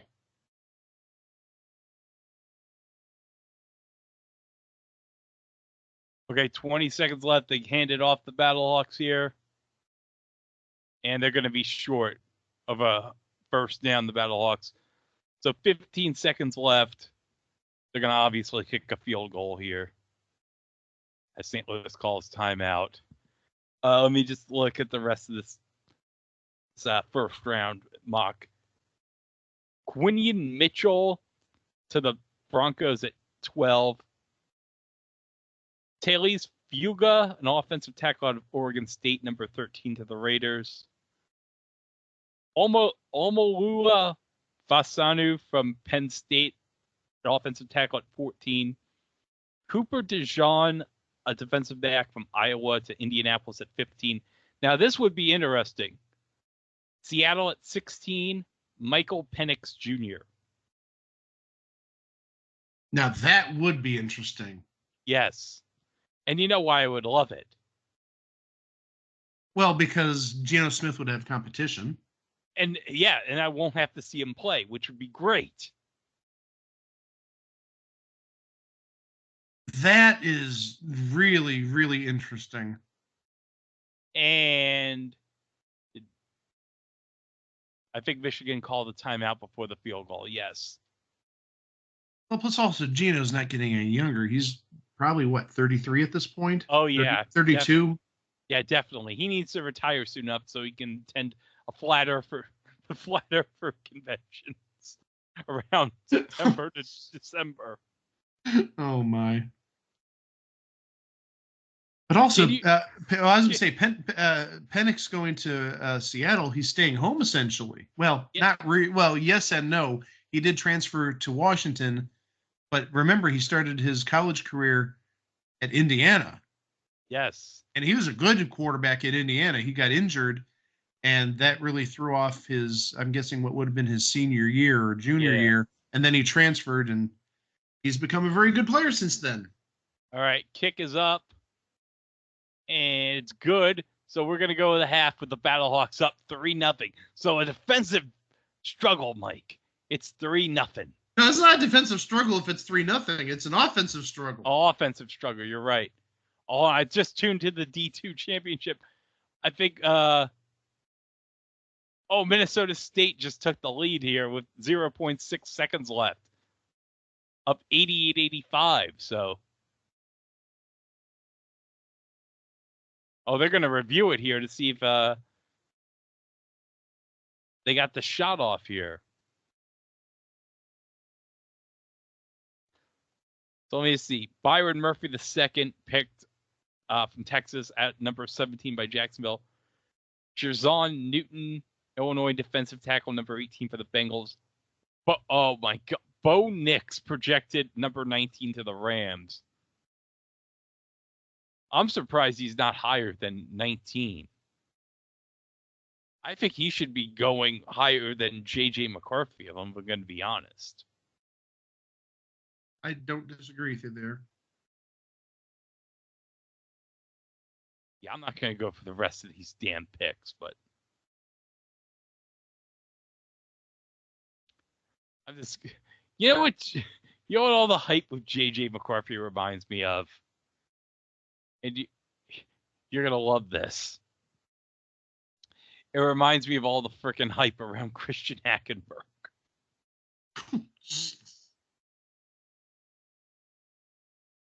Like, oh, he's great.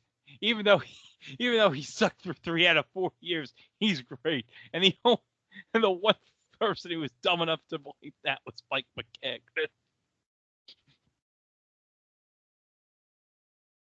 Gee, that reminds me.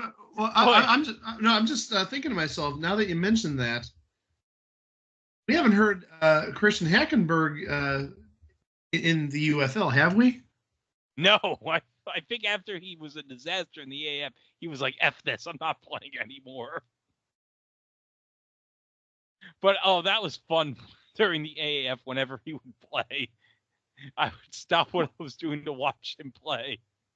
Greg, you're not even joking about that. From his Wikipedia, following his stint in the NFL, he was drafted by the Memphis Express in the second round of the 2019 AAF QB draft. Upon retiring from playing, he became the quarterback's coach for Winslow Township High School in New Jersey, in Camden County. Yes, my brother told me he's coaching in New Jersey. I'm like, oh, good. I can root against whatever.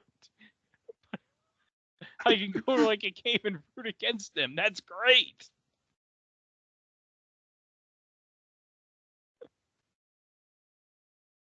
Let's see here. Okay, yeah, the league's obviously AAF ceased operations in 2019. So that's when he retired. He retired. Well, let's see here. Mike Singletary, the coach, announced Zach Mettenberger would be the starting quarterback. Oh, what a blast from the past. Zach Mettenberger. And when Mettenberger was injured, Brandon Silvers, not Hackenberg, replaced him as the Express's quarterback. The same day, Memphis signed Johnny Manziel to serve as Silver's backup. No wonder the AAF failed. This is going from bad to worse. He gets replaced by Zach Mettenberger. Then after he gets benched, some other guy replaces him as the backup. And then the same day, here comes Johnny Football. Oh my gosh, this is almost hilarious. Where's Corky when we need him? On June 14th, 2020, he'd be transitioning to baseball and would attempt to sign with teams as a pitcher. What? Again, this is straight from Wiki. So in the COVID era, he'd be transitioning to baseball. He left baseball to focus on completing his degree in communications and public relations and acquiring a real estate license. He worked remotely as an account executive for a cybersecurity services company and was also a part-time realtor with Keller Williams. Oh my gosh.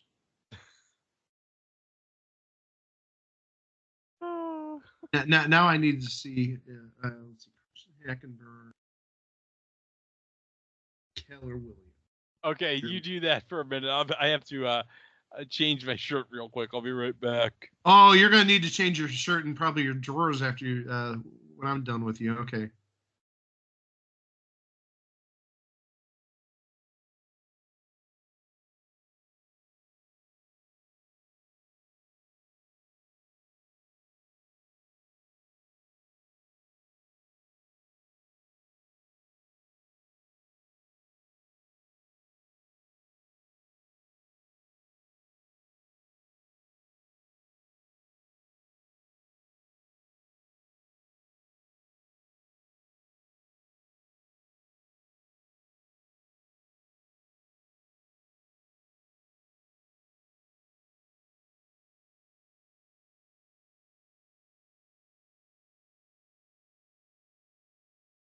Okay, I'm back.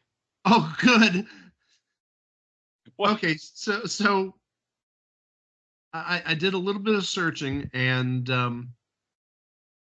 this is April 18th of 2021.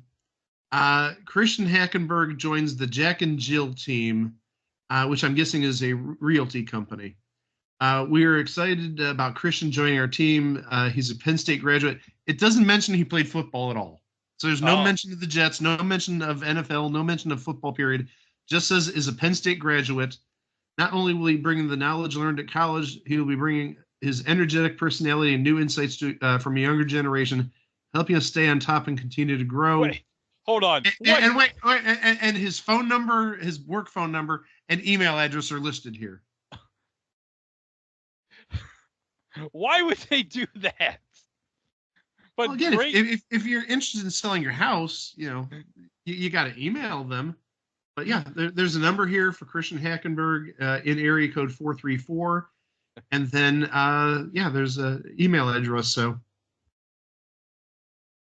I got what great new insights I can get from Christian Hackenberg. Like what? Sitting on a bench. I gotta see if there's more here.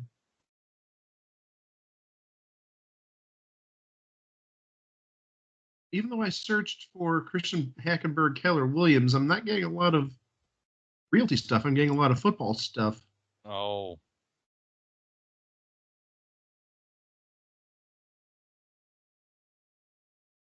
So yeah, Christian Hackenberg, he actually has a Realtor.com page as a real estate agent in Ocean City, New Jersey. Ooh. I'm guessing that's obviously it's on the ocean. Is that southern Jersey, like near Cape May? Yeah, probably. I should ask my brother. He's coming here for Easter, so I should ask. He lives out in Medford, so. Go ask him. Hey, if you ever want to sell your house, I know a guy. No, they just bought their house. No, my brother and his wife just bought their house like 3-4 years ago. Well, I'm playing, but yeah, okay. It's a nice house too, so. All right, hold on. Now I'm checking the Winslow Township High School athletics page. I want to see if they have any information about. Now hold on. Wait a second. You said Winslow Township. I got a question. Is their mascot Steve Urkel? I was gonna say, is the head cheerleading coach Harriet Winslow? Oh my god! No, the head cheerleading coach is Mother Winslow. And the head cheerleader is the stripper from the Boom Boom Room. Oh my god! The 50-year-old stripper. Nah, you see, I didn't say that. Now, did I? No, I was taking the high road. You are against 50-year-old strippers. What is your issue? Like, well, them being cheerleaders. If she was a cheerleader jumping up and down, one of her floppy boobies. I don't want her concussing herself by hitting her in the nose. You said it again, not me. Okay, well, now taking a look, I'm looking at the athletic page, and they don't even list him as a coach. Oh, they must have spared him the dignity or fired him or something.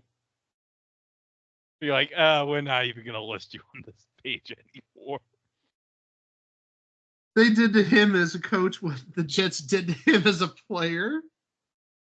Just put him out of his misery.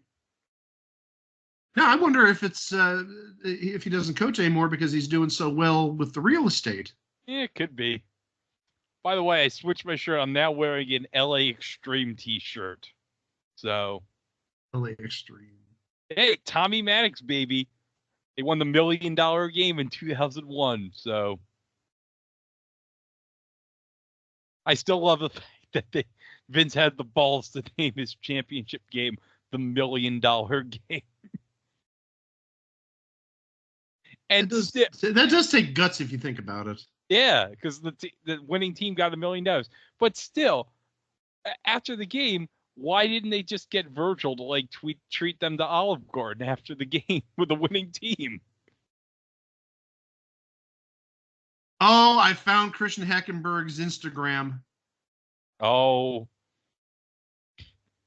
Not that hard to find. Oh.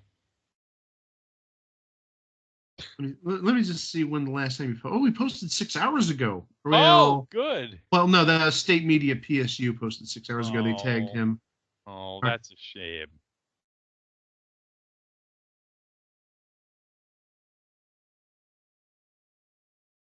You know, yeah.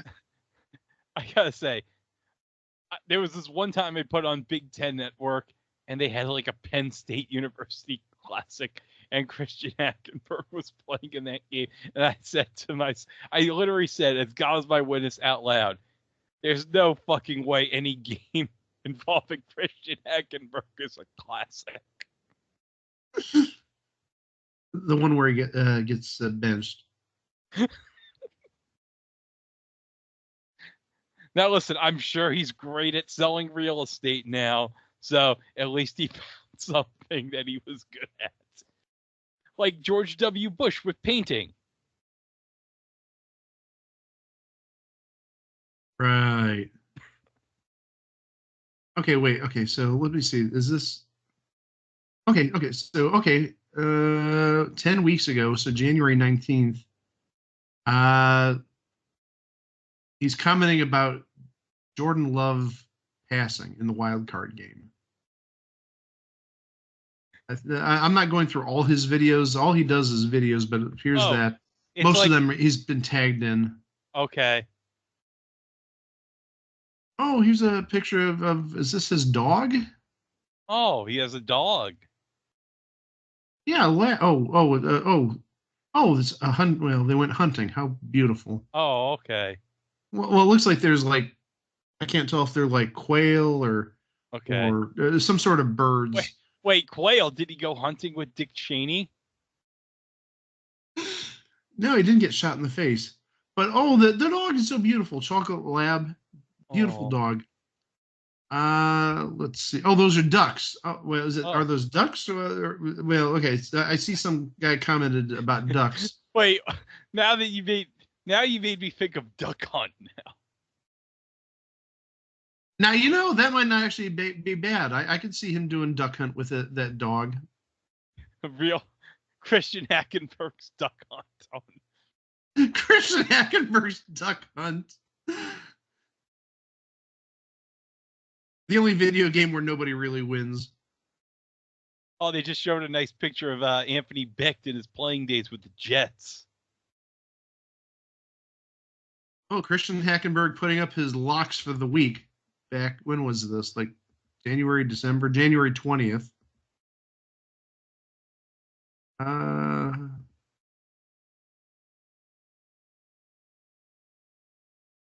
Christian Hackenberg's son playing in the snow on January 19th. Okay. Let's just go through Christian Hackenberg's life on Instagram. Let's go through his entire life story on Instagram. Let's see. Okay, hold on here. Hold on. I've got an announcement here. Oh. This is from Mercury College Sports Company. Announcement: Christian Hackenberg, our Director of State Media and Athlete Relations. Oh, Hackenberg will expand his current role to lead all efforts with Penn State's media, appear in weekly shows as on-camera talent, produce content with the college sports company, and manage athlete relations with our partner schools. So you know what? I bet you his whatever he does probably shows up, I'm guessing, during football season on the Big Ten Network. yeah.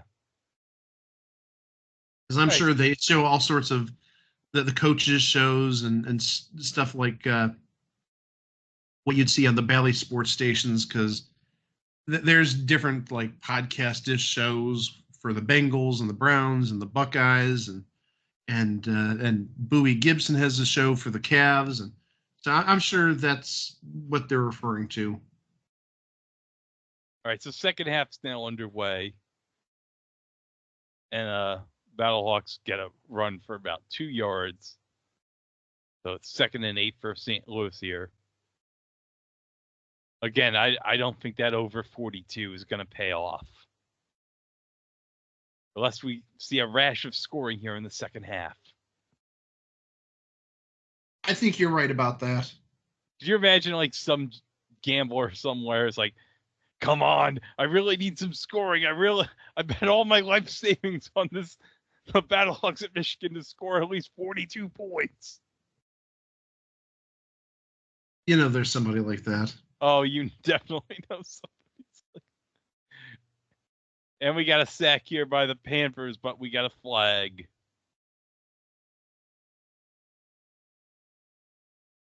Let's see what the flag is.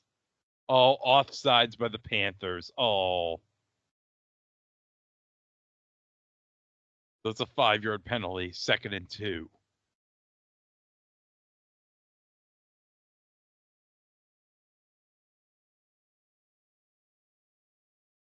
Do we have any new information from friggin' Christian Hackenberg's Instagram page? Well, I'm going back in time to see what has been going on. If you have a TARDIS and could go back to October 15th of last year, at Champs Downtown in State College, there were a whole bunch of events that day. I don't know if they were playing, if that's that must be for Monday Night Football. But taking a look here, it looks like I'm guessing this is Christian Hackenberg's podcast, The Pocket. Oh, The Pocket. The Pocket. He did a recording of that from 5:50 to 6:40. So, yeah, that fits for a podcast. If you say 40 minutes plus 10-minute downtime to get the next thing set up. But let's see. All Penn State fans need to be there showing support, and guests include Chop Robinson, who I know is one of their big defensive players this year. So yeah, this must be some sort of, I'm guessing, Monday Night Football precursor / maybe like a post-mortem for the Penn State game the previous weekend. Oh yeah, my brother's done a couple of those because I think Ron Jaworski out in South Jersey has like something prior to Monday Night Football on the ESPN Philly station. He's been to one of those a couple of times. Because they do them here too. Because Ron Jaworski has a golf course out in South Jersey. Oh, did not know that. Yeah. Do you imagine going to Ron Jaworski's golf course? Oh, there's probably worse places to go.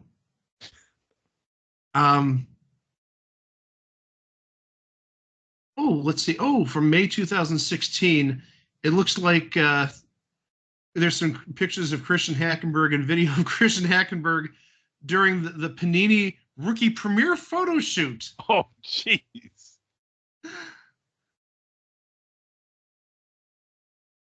Boy, that's a real deep jump. We went from in 30 images, we went from last October all the way back to when he was drafted in 2016. Oh my God. I'm guessing he was very dormant when he was playing football. Oh, yeah, that's true. Now he's got plenty of time to post. Now he's got plenty of time to post stuff from his rookie premiere photo shoots 8 years ago.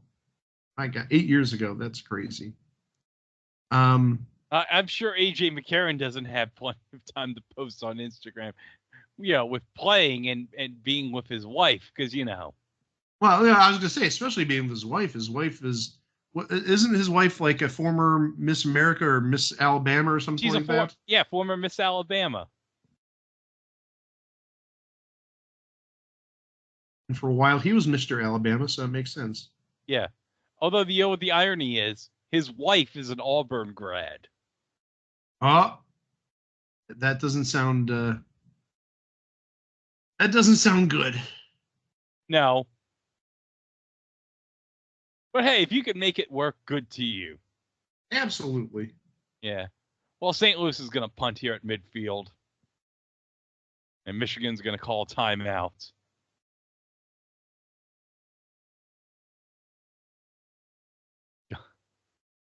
This is slightly better than that Pittsburgh-Miami 3-0 game on Monday Night Football from 2007. We reviewed on the podcast like 4 years ago. Just without the rain. Just without the rain, because they're at Ford Field, so.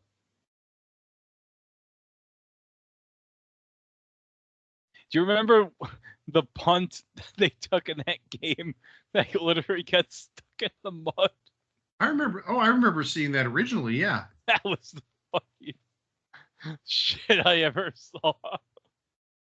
The punt in the mud. Okay, this is going to be fun. Oh, no, the Michigan fan for punt returner mishandled the ball, but he recovered it. Damn, the Michigan special teams is not that good.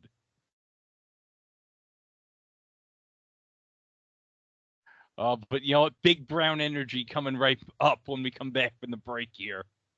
Big brown energy? Okay.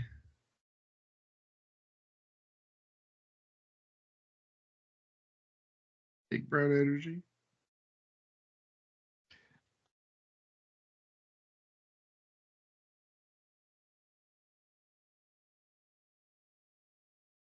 Oh, the Pelicans are up 7 on the Celtics in the second quarter. Wow. Yeah. The Pelicans are 7-3 in their last 10.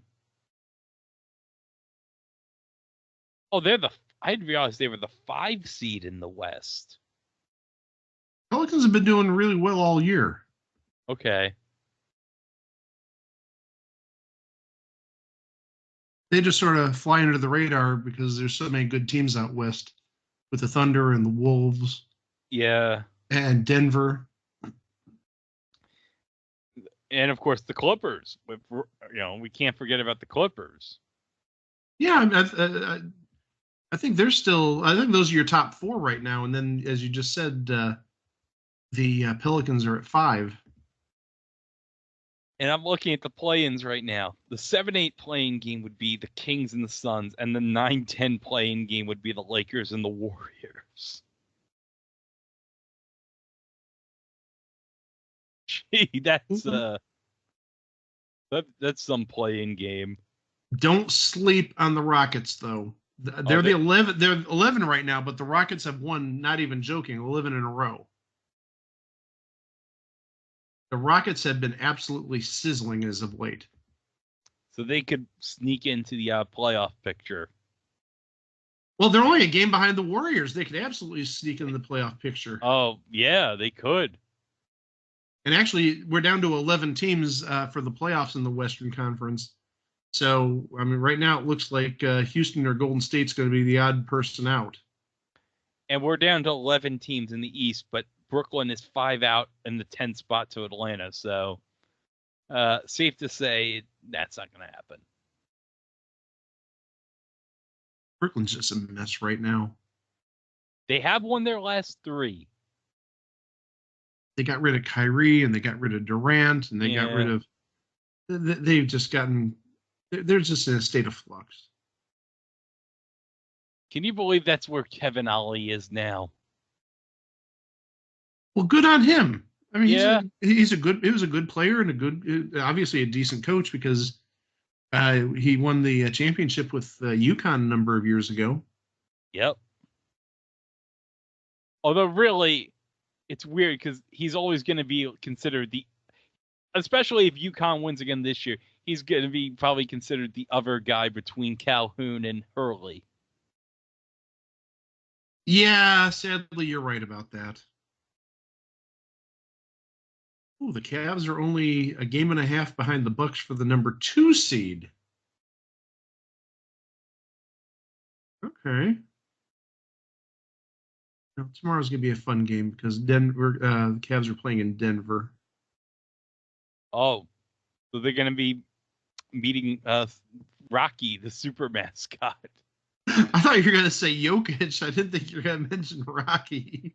No, I have to mention Rocky, the super mascot.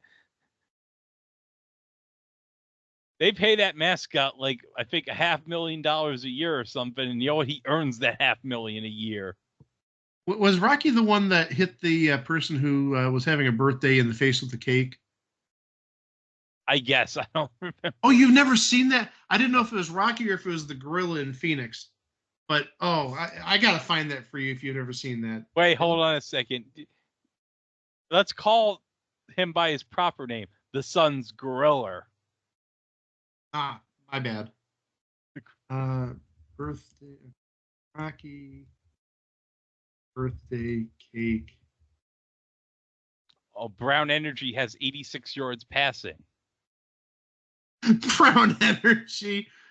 Oh my gosh. And he just made another completion, so now Brown Energy is over 100 yards. I love that we're not even calling this guy by his real name. We're just EJ Perry. Energy. We're just calling him Brown Energy.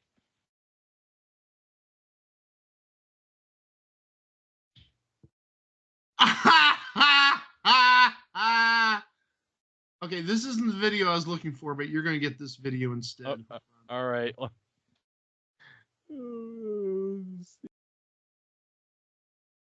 right. Oh, Chico just said how much time? I'll say, how much time do I have before the Hall of Fame? Chico says, I'll just say after the battle, Bucks, Panthers. Hey, all right. Let me just put this. Oh my God. And then look at the girlfriend or sister next to him. Just her look of shock. Yes, his sister. She looks like she's about 14. Cake in the face of somebody wearing a Timberwolves jersey. That wasn't the video I was looking for, though. I've seen other ones. I love how Rocky just sneaks off with the rest of the cake.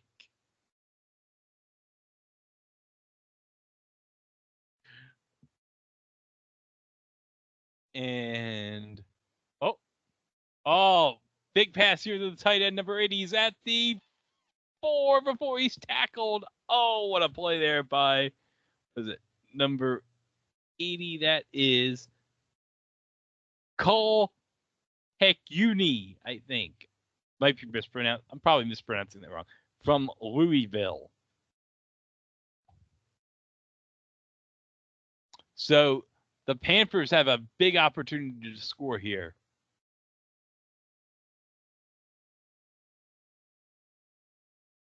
It's a first and goal for Michigan.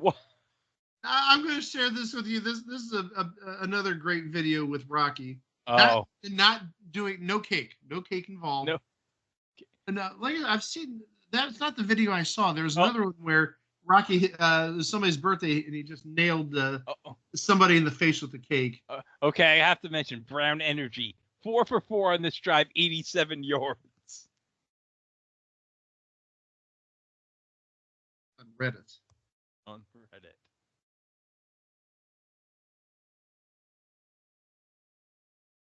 Reddit made me smile. Surprise gift from Rocky Mascot. Oh, I've seen this. He takes the thing away, but then he gets a bigger bear. Well, not just that. Oh. Yes, there's a bigger bear. Like, no, you don't appreciate the bigger bear. Now Rocky's going to come running off. And now he's got an even bigger bear. He's carefully holding this bear. One of those Costco-sized bears. Oh, he just pushes it right on her. It's like, yeah. Thank God, I finally gave her that big bear.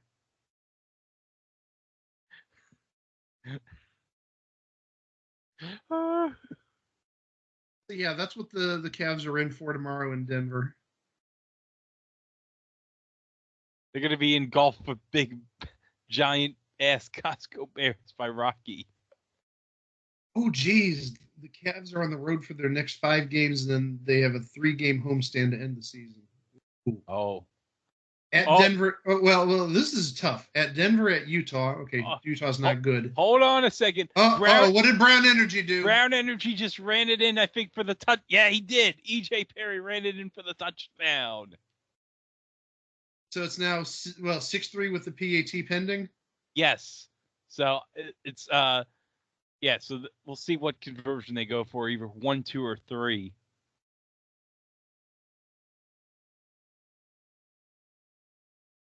So the Cavs are at Denver, at Utah.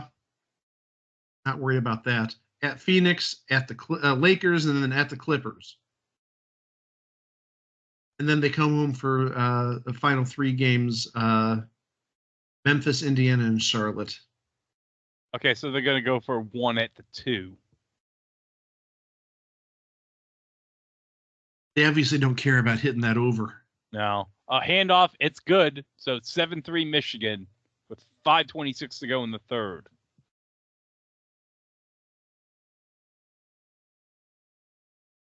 But, right after we're done with this, right as soon as this game ends, we're going to have the taping for our Hall of Fame episode. And I got to say, Mike, you don't even have your Hall of Fame listed yet. I'm going to keep it quiet. Well, okay. That, and also I don't remember where the link is for the let me send it to you. Hold on a second. All right. All right. But I got to say, our 4 headliners this year, very good.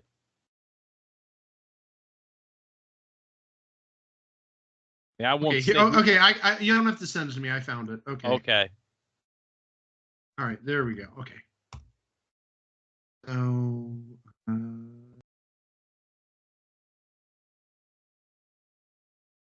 Yes, I like your first choice. Okay. My second choice is a headliner, so I'm not going to pick that. Okay. Let's see. I'm trying to think who else I had down. Okay, wait. This might be a real stretch, but I've got to do. Oh, I got to do some research before I commit to this one, because if this one's worthy, you're going to laugh your ass off. Okay. Not even joking.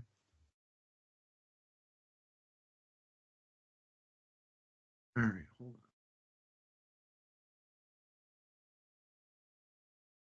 on. I'm not saying a word until I do the research, because there's going to be a crescendo effect if I put this person down, because it's going to start off with who is this, and then it's going to end up with you dying of laughter. All right, let me see here. All right. Let's see.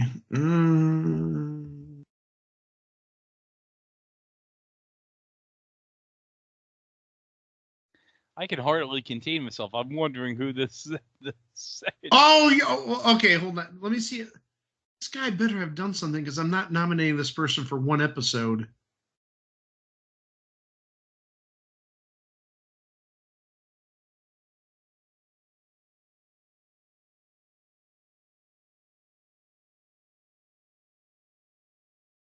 Oh, we didn't mention him on. Okay, he was on Davis Rules. We did not mention him there though. Yes, I'm going to take a chance on this, and you're going to be like, "Who is this guy?" But I think once you take a look at his IMDb, you're going to be like, "Oh, okay." Oh, hold on. Uh-oh. I made that a little too big. Okay, there we go. Maybe I should put in here who this is. Oh, yeah. Yeah, from the... Yes!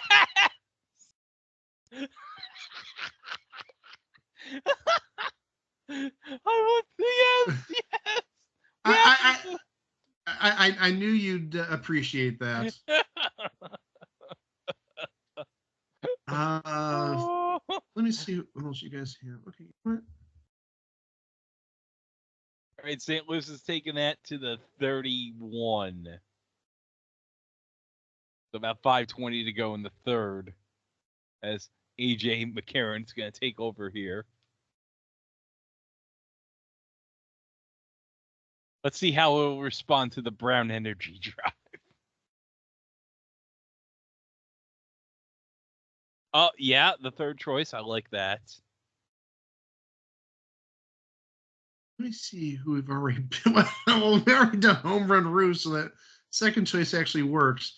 And we did Big D for personal injury court. Oh shit. We're overdue for like another personal injury court live show. I just have to find a good episode to watch. As I told you, all I've seen since I've been on spring break at 9 a.m. every morning is the hour of personal injury court. I've seen enough episodes to figure out another one to watch. Oh, I know which one to watch. There we go. Okay, I put my 4 in. Yeah, I agree with the fourth choice. Yeah. I should get rid of that parenthetical description of the second person because I don't want Chico to know who that is.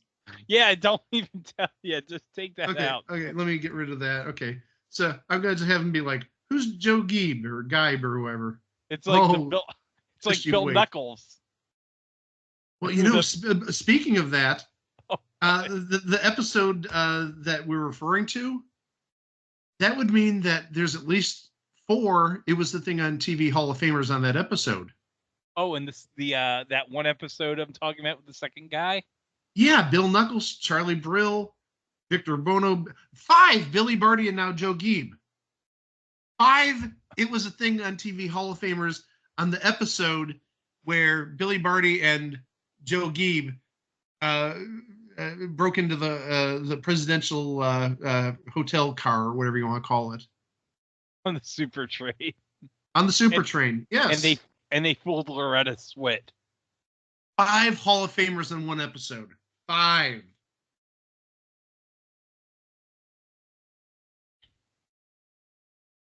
And of course, obviously, also, if Keenan Wynn was somehow involved, that would be 6. Well, he did invent the super train, so. But he wasn't on this episode. No, he wasn't on this episode, sadly.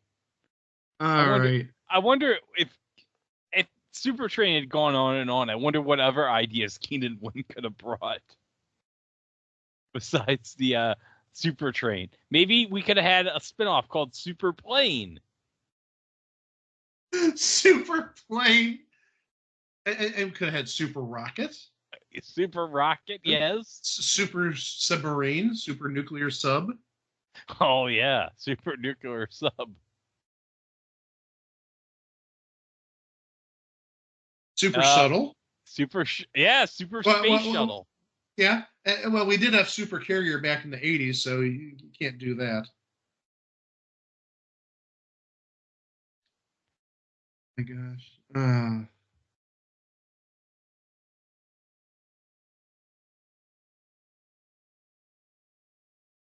Okay, big completion here by AJ. That was number 84 on St. Louis. That was Jake Sutherland, Morehead State. So they're in the red zone here, the Battlehawks. Down 7-3 with 2:08 to go in the quarter.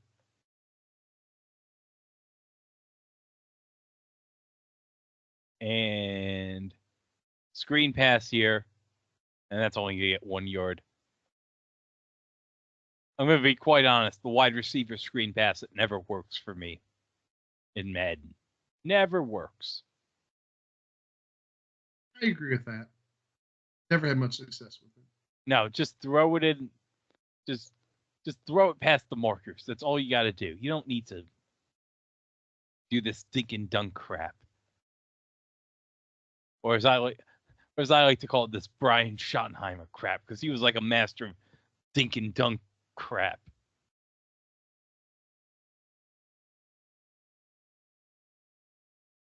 Okay, pass there. It's going to be a 3rd and a yard and a half, I think. At the 10 or the 9.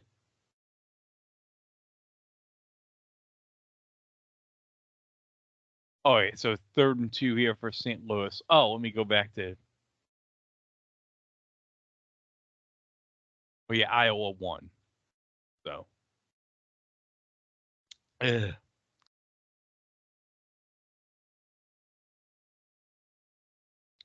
Okay, a 3rd and 2 here for the Battlehawks.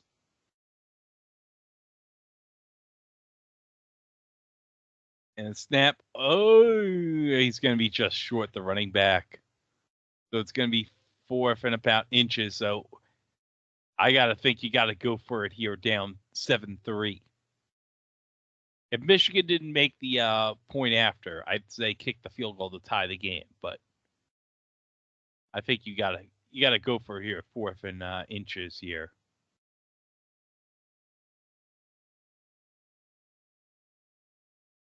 They're going to measure this first.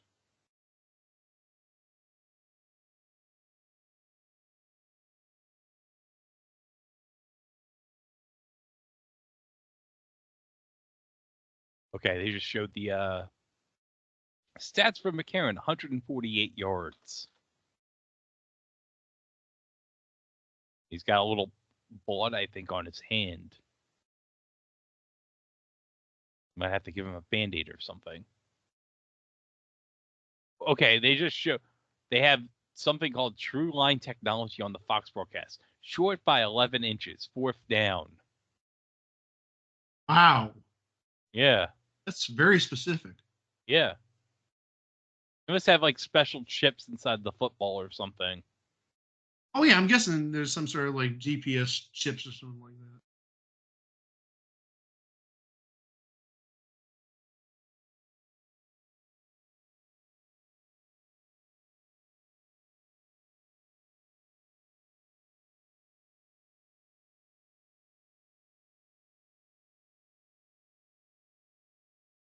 Okay, I'm just going through this whole thing. You know what? I have to say, this might be maybe one of the best classes in terms of talent we have for the Hall of Fame. It's very diverse. Yes.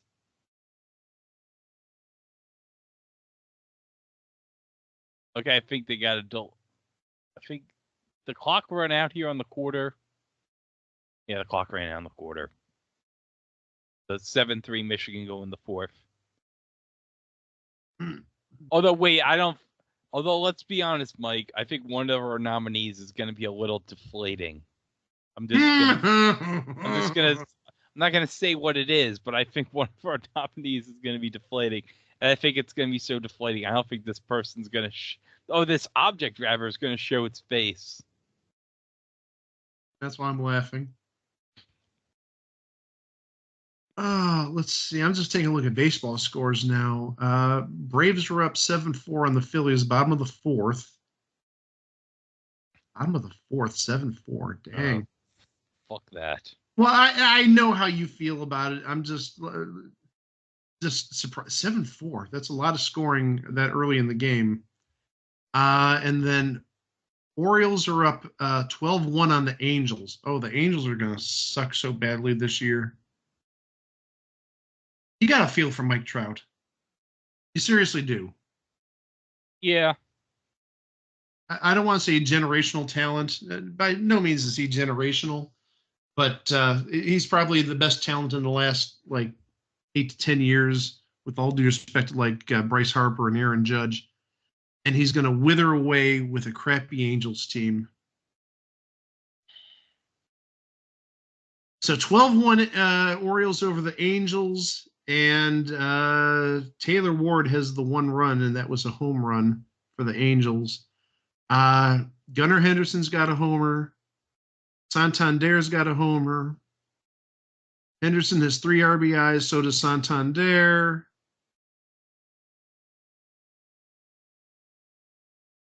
The Orioles look real good.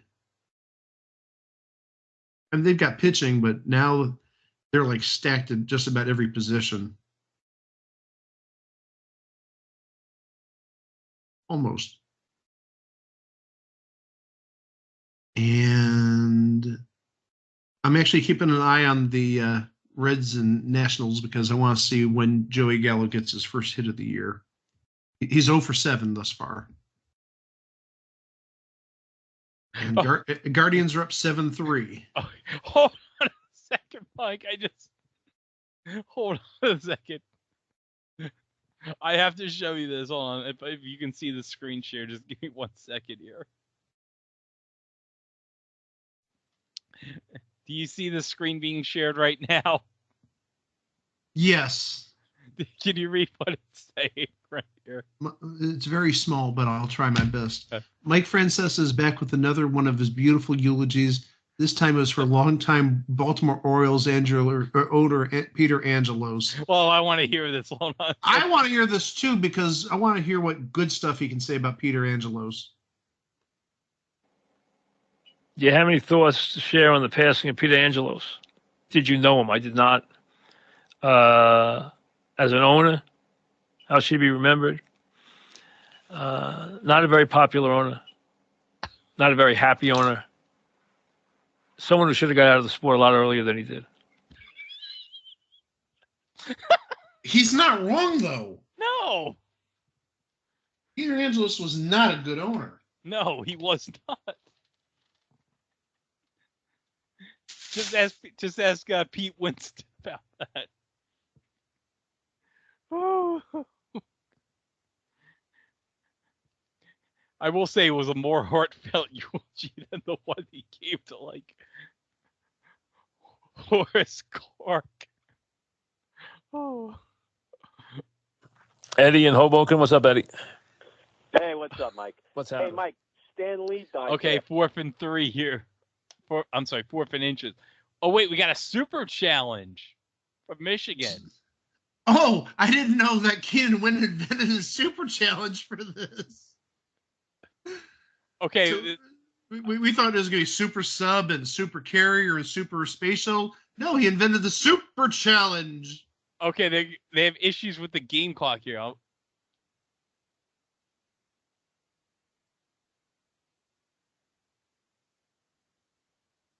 Not just the game clock, it's the super game clock.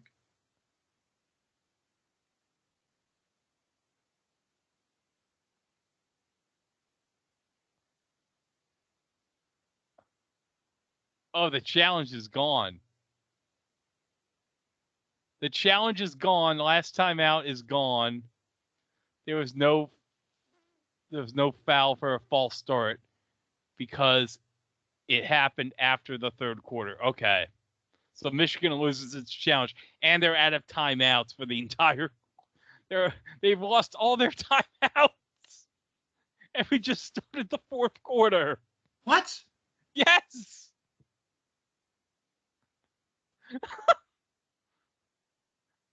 So you know what this means? Hilarity is going to ensue the 4th quarter.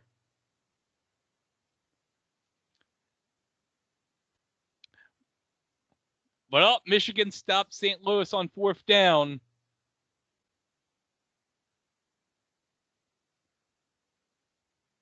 They stopped the run. So now Brown Energy's going to come back up 7-3.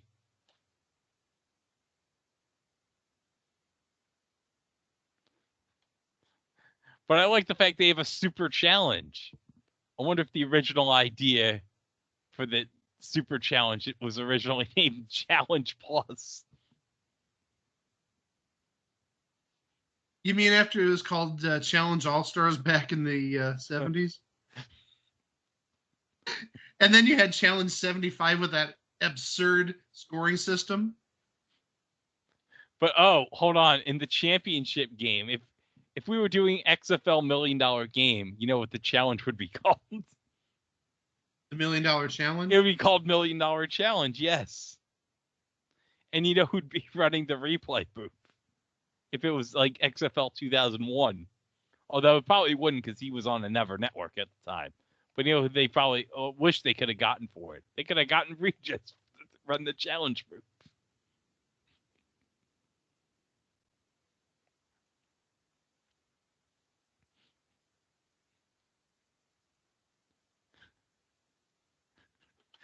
I know you're speechless. I'm speechless. Gelman, they're going to make a challenge. I can't believe this. They're out of control. Oh, my. Oh.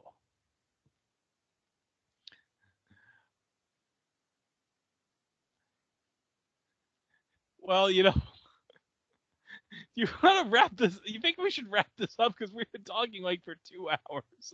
I know the fourth quarter is going to go on, but I need to probably rest my voice for when we do the Hall of Fame show. So I think that's not a bad idea. yeah. So all right. So what did we learn in this live show?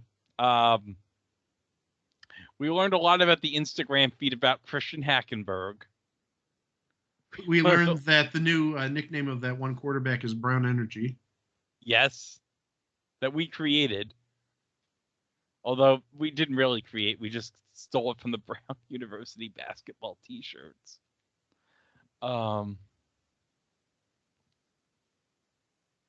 You learned a lot about how many show Hall of Famers were in freaking that one episode of Super Trade. And yeah. So, all right, Thursday.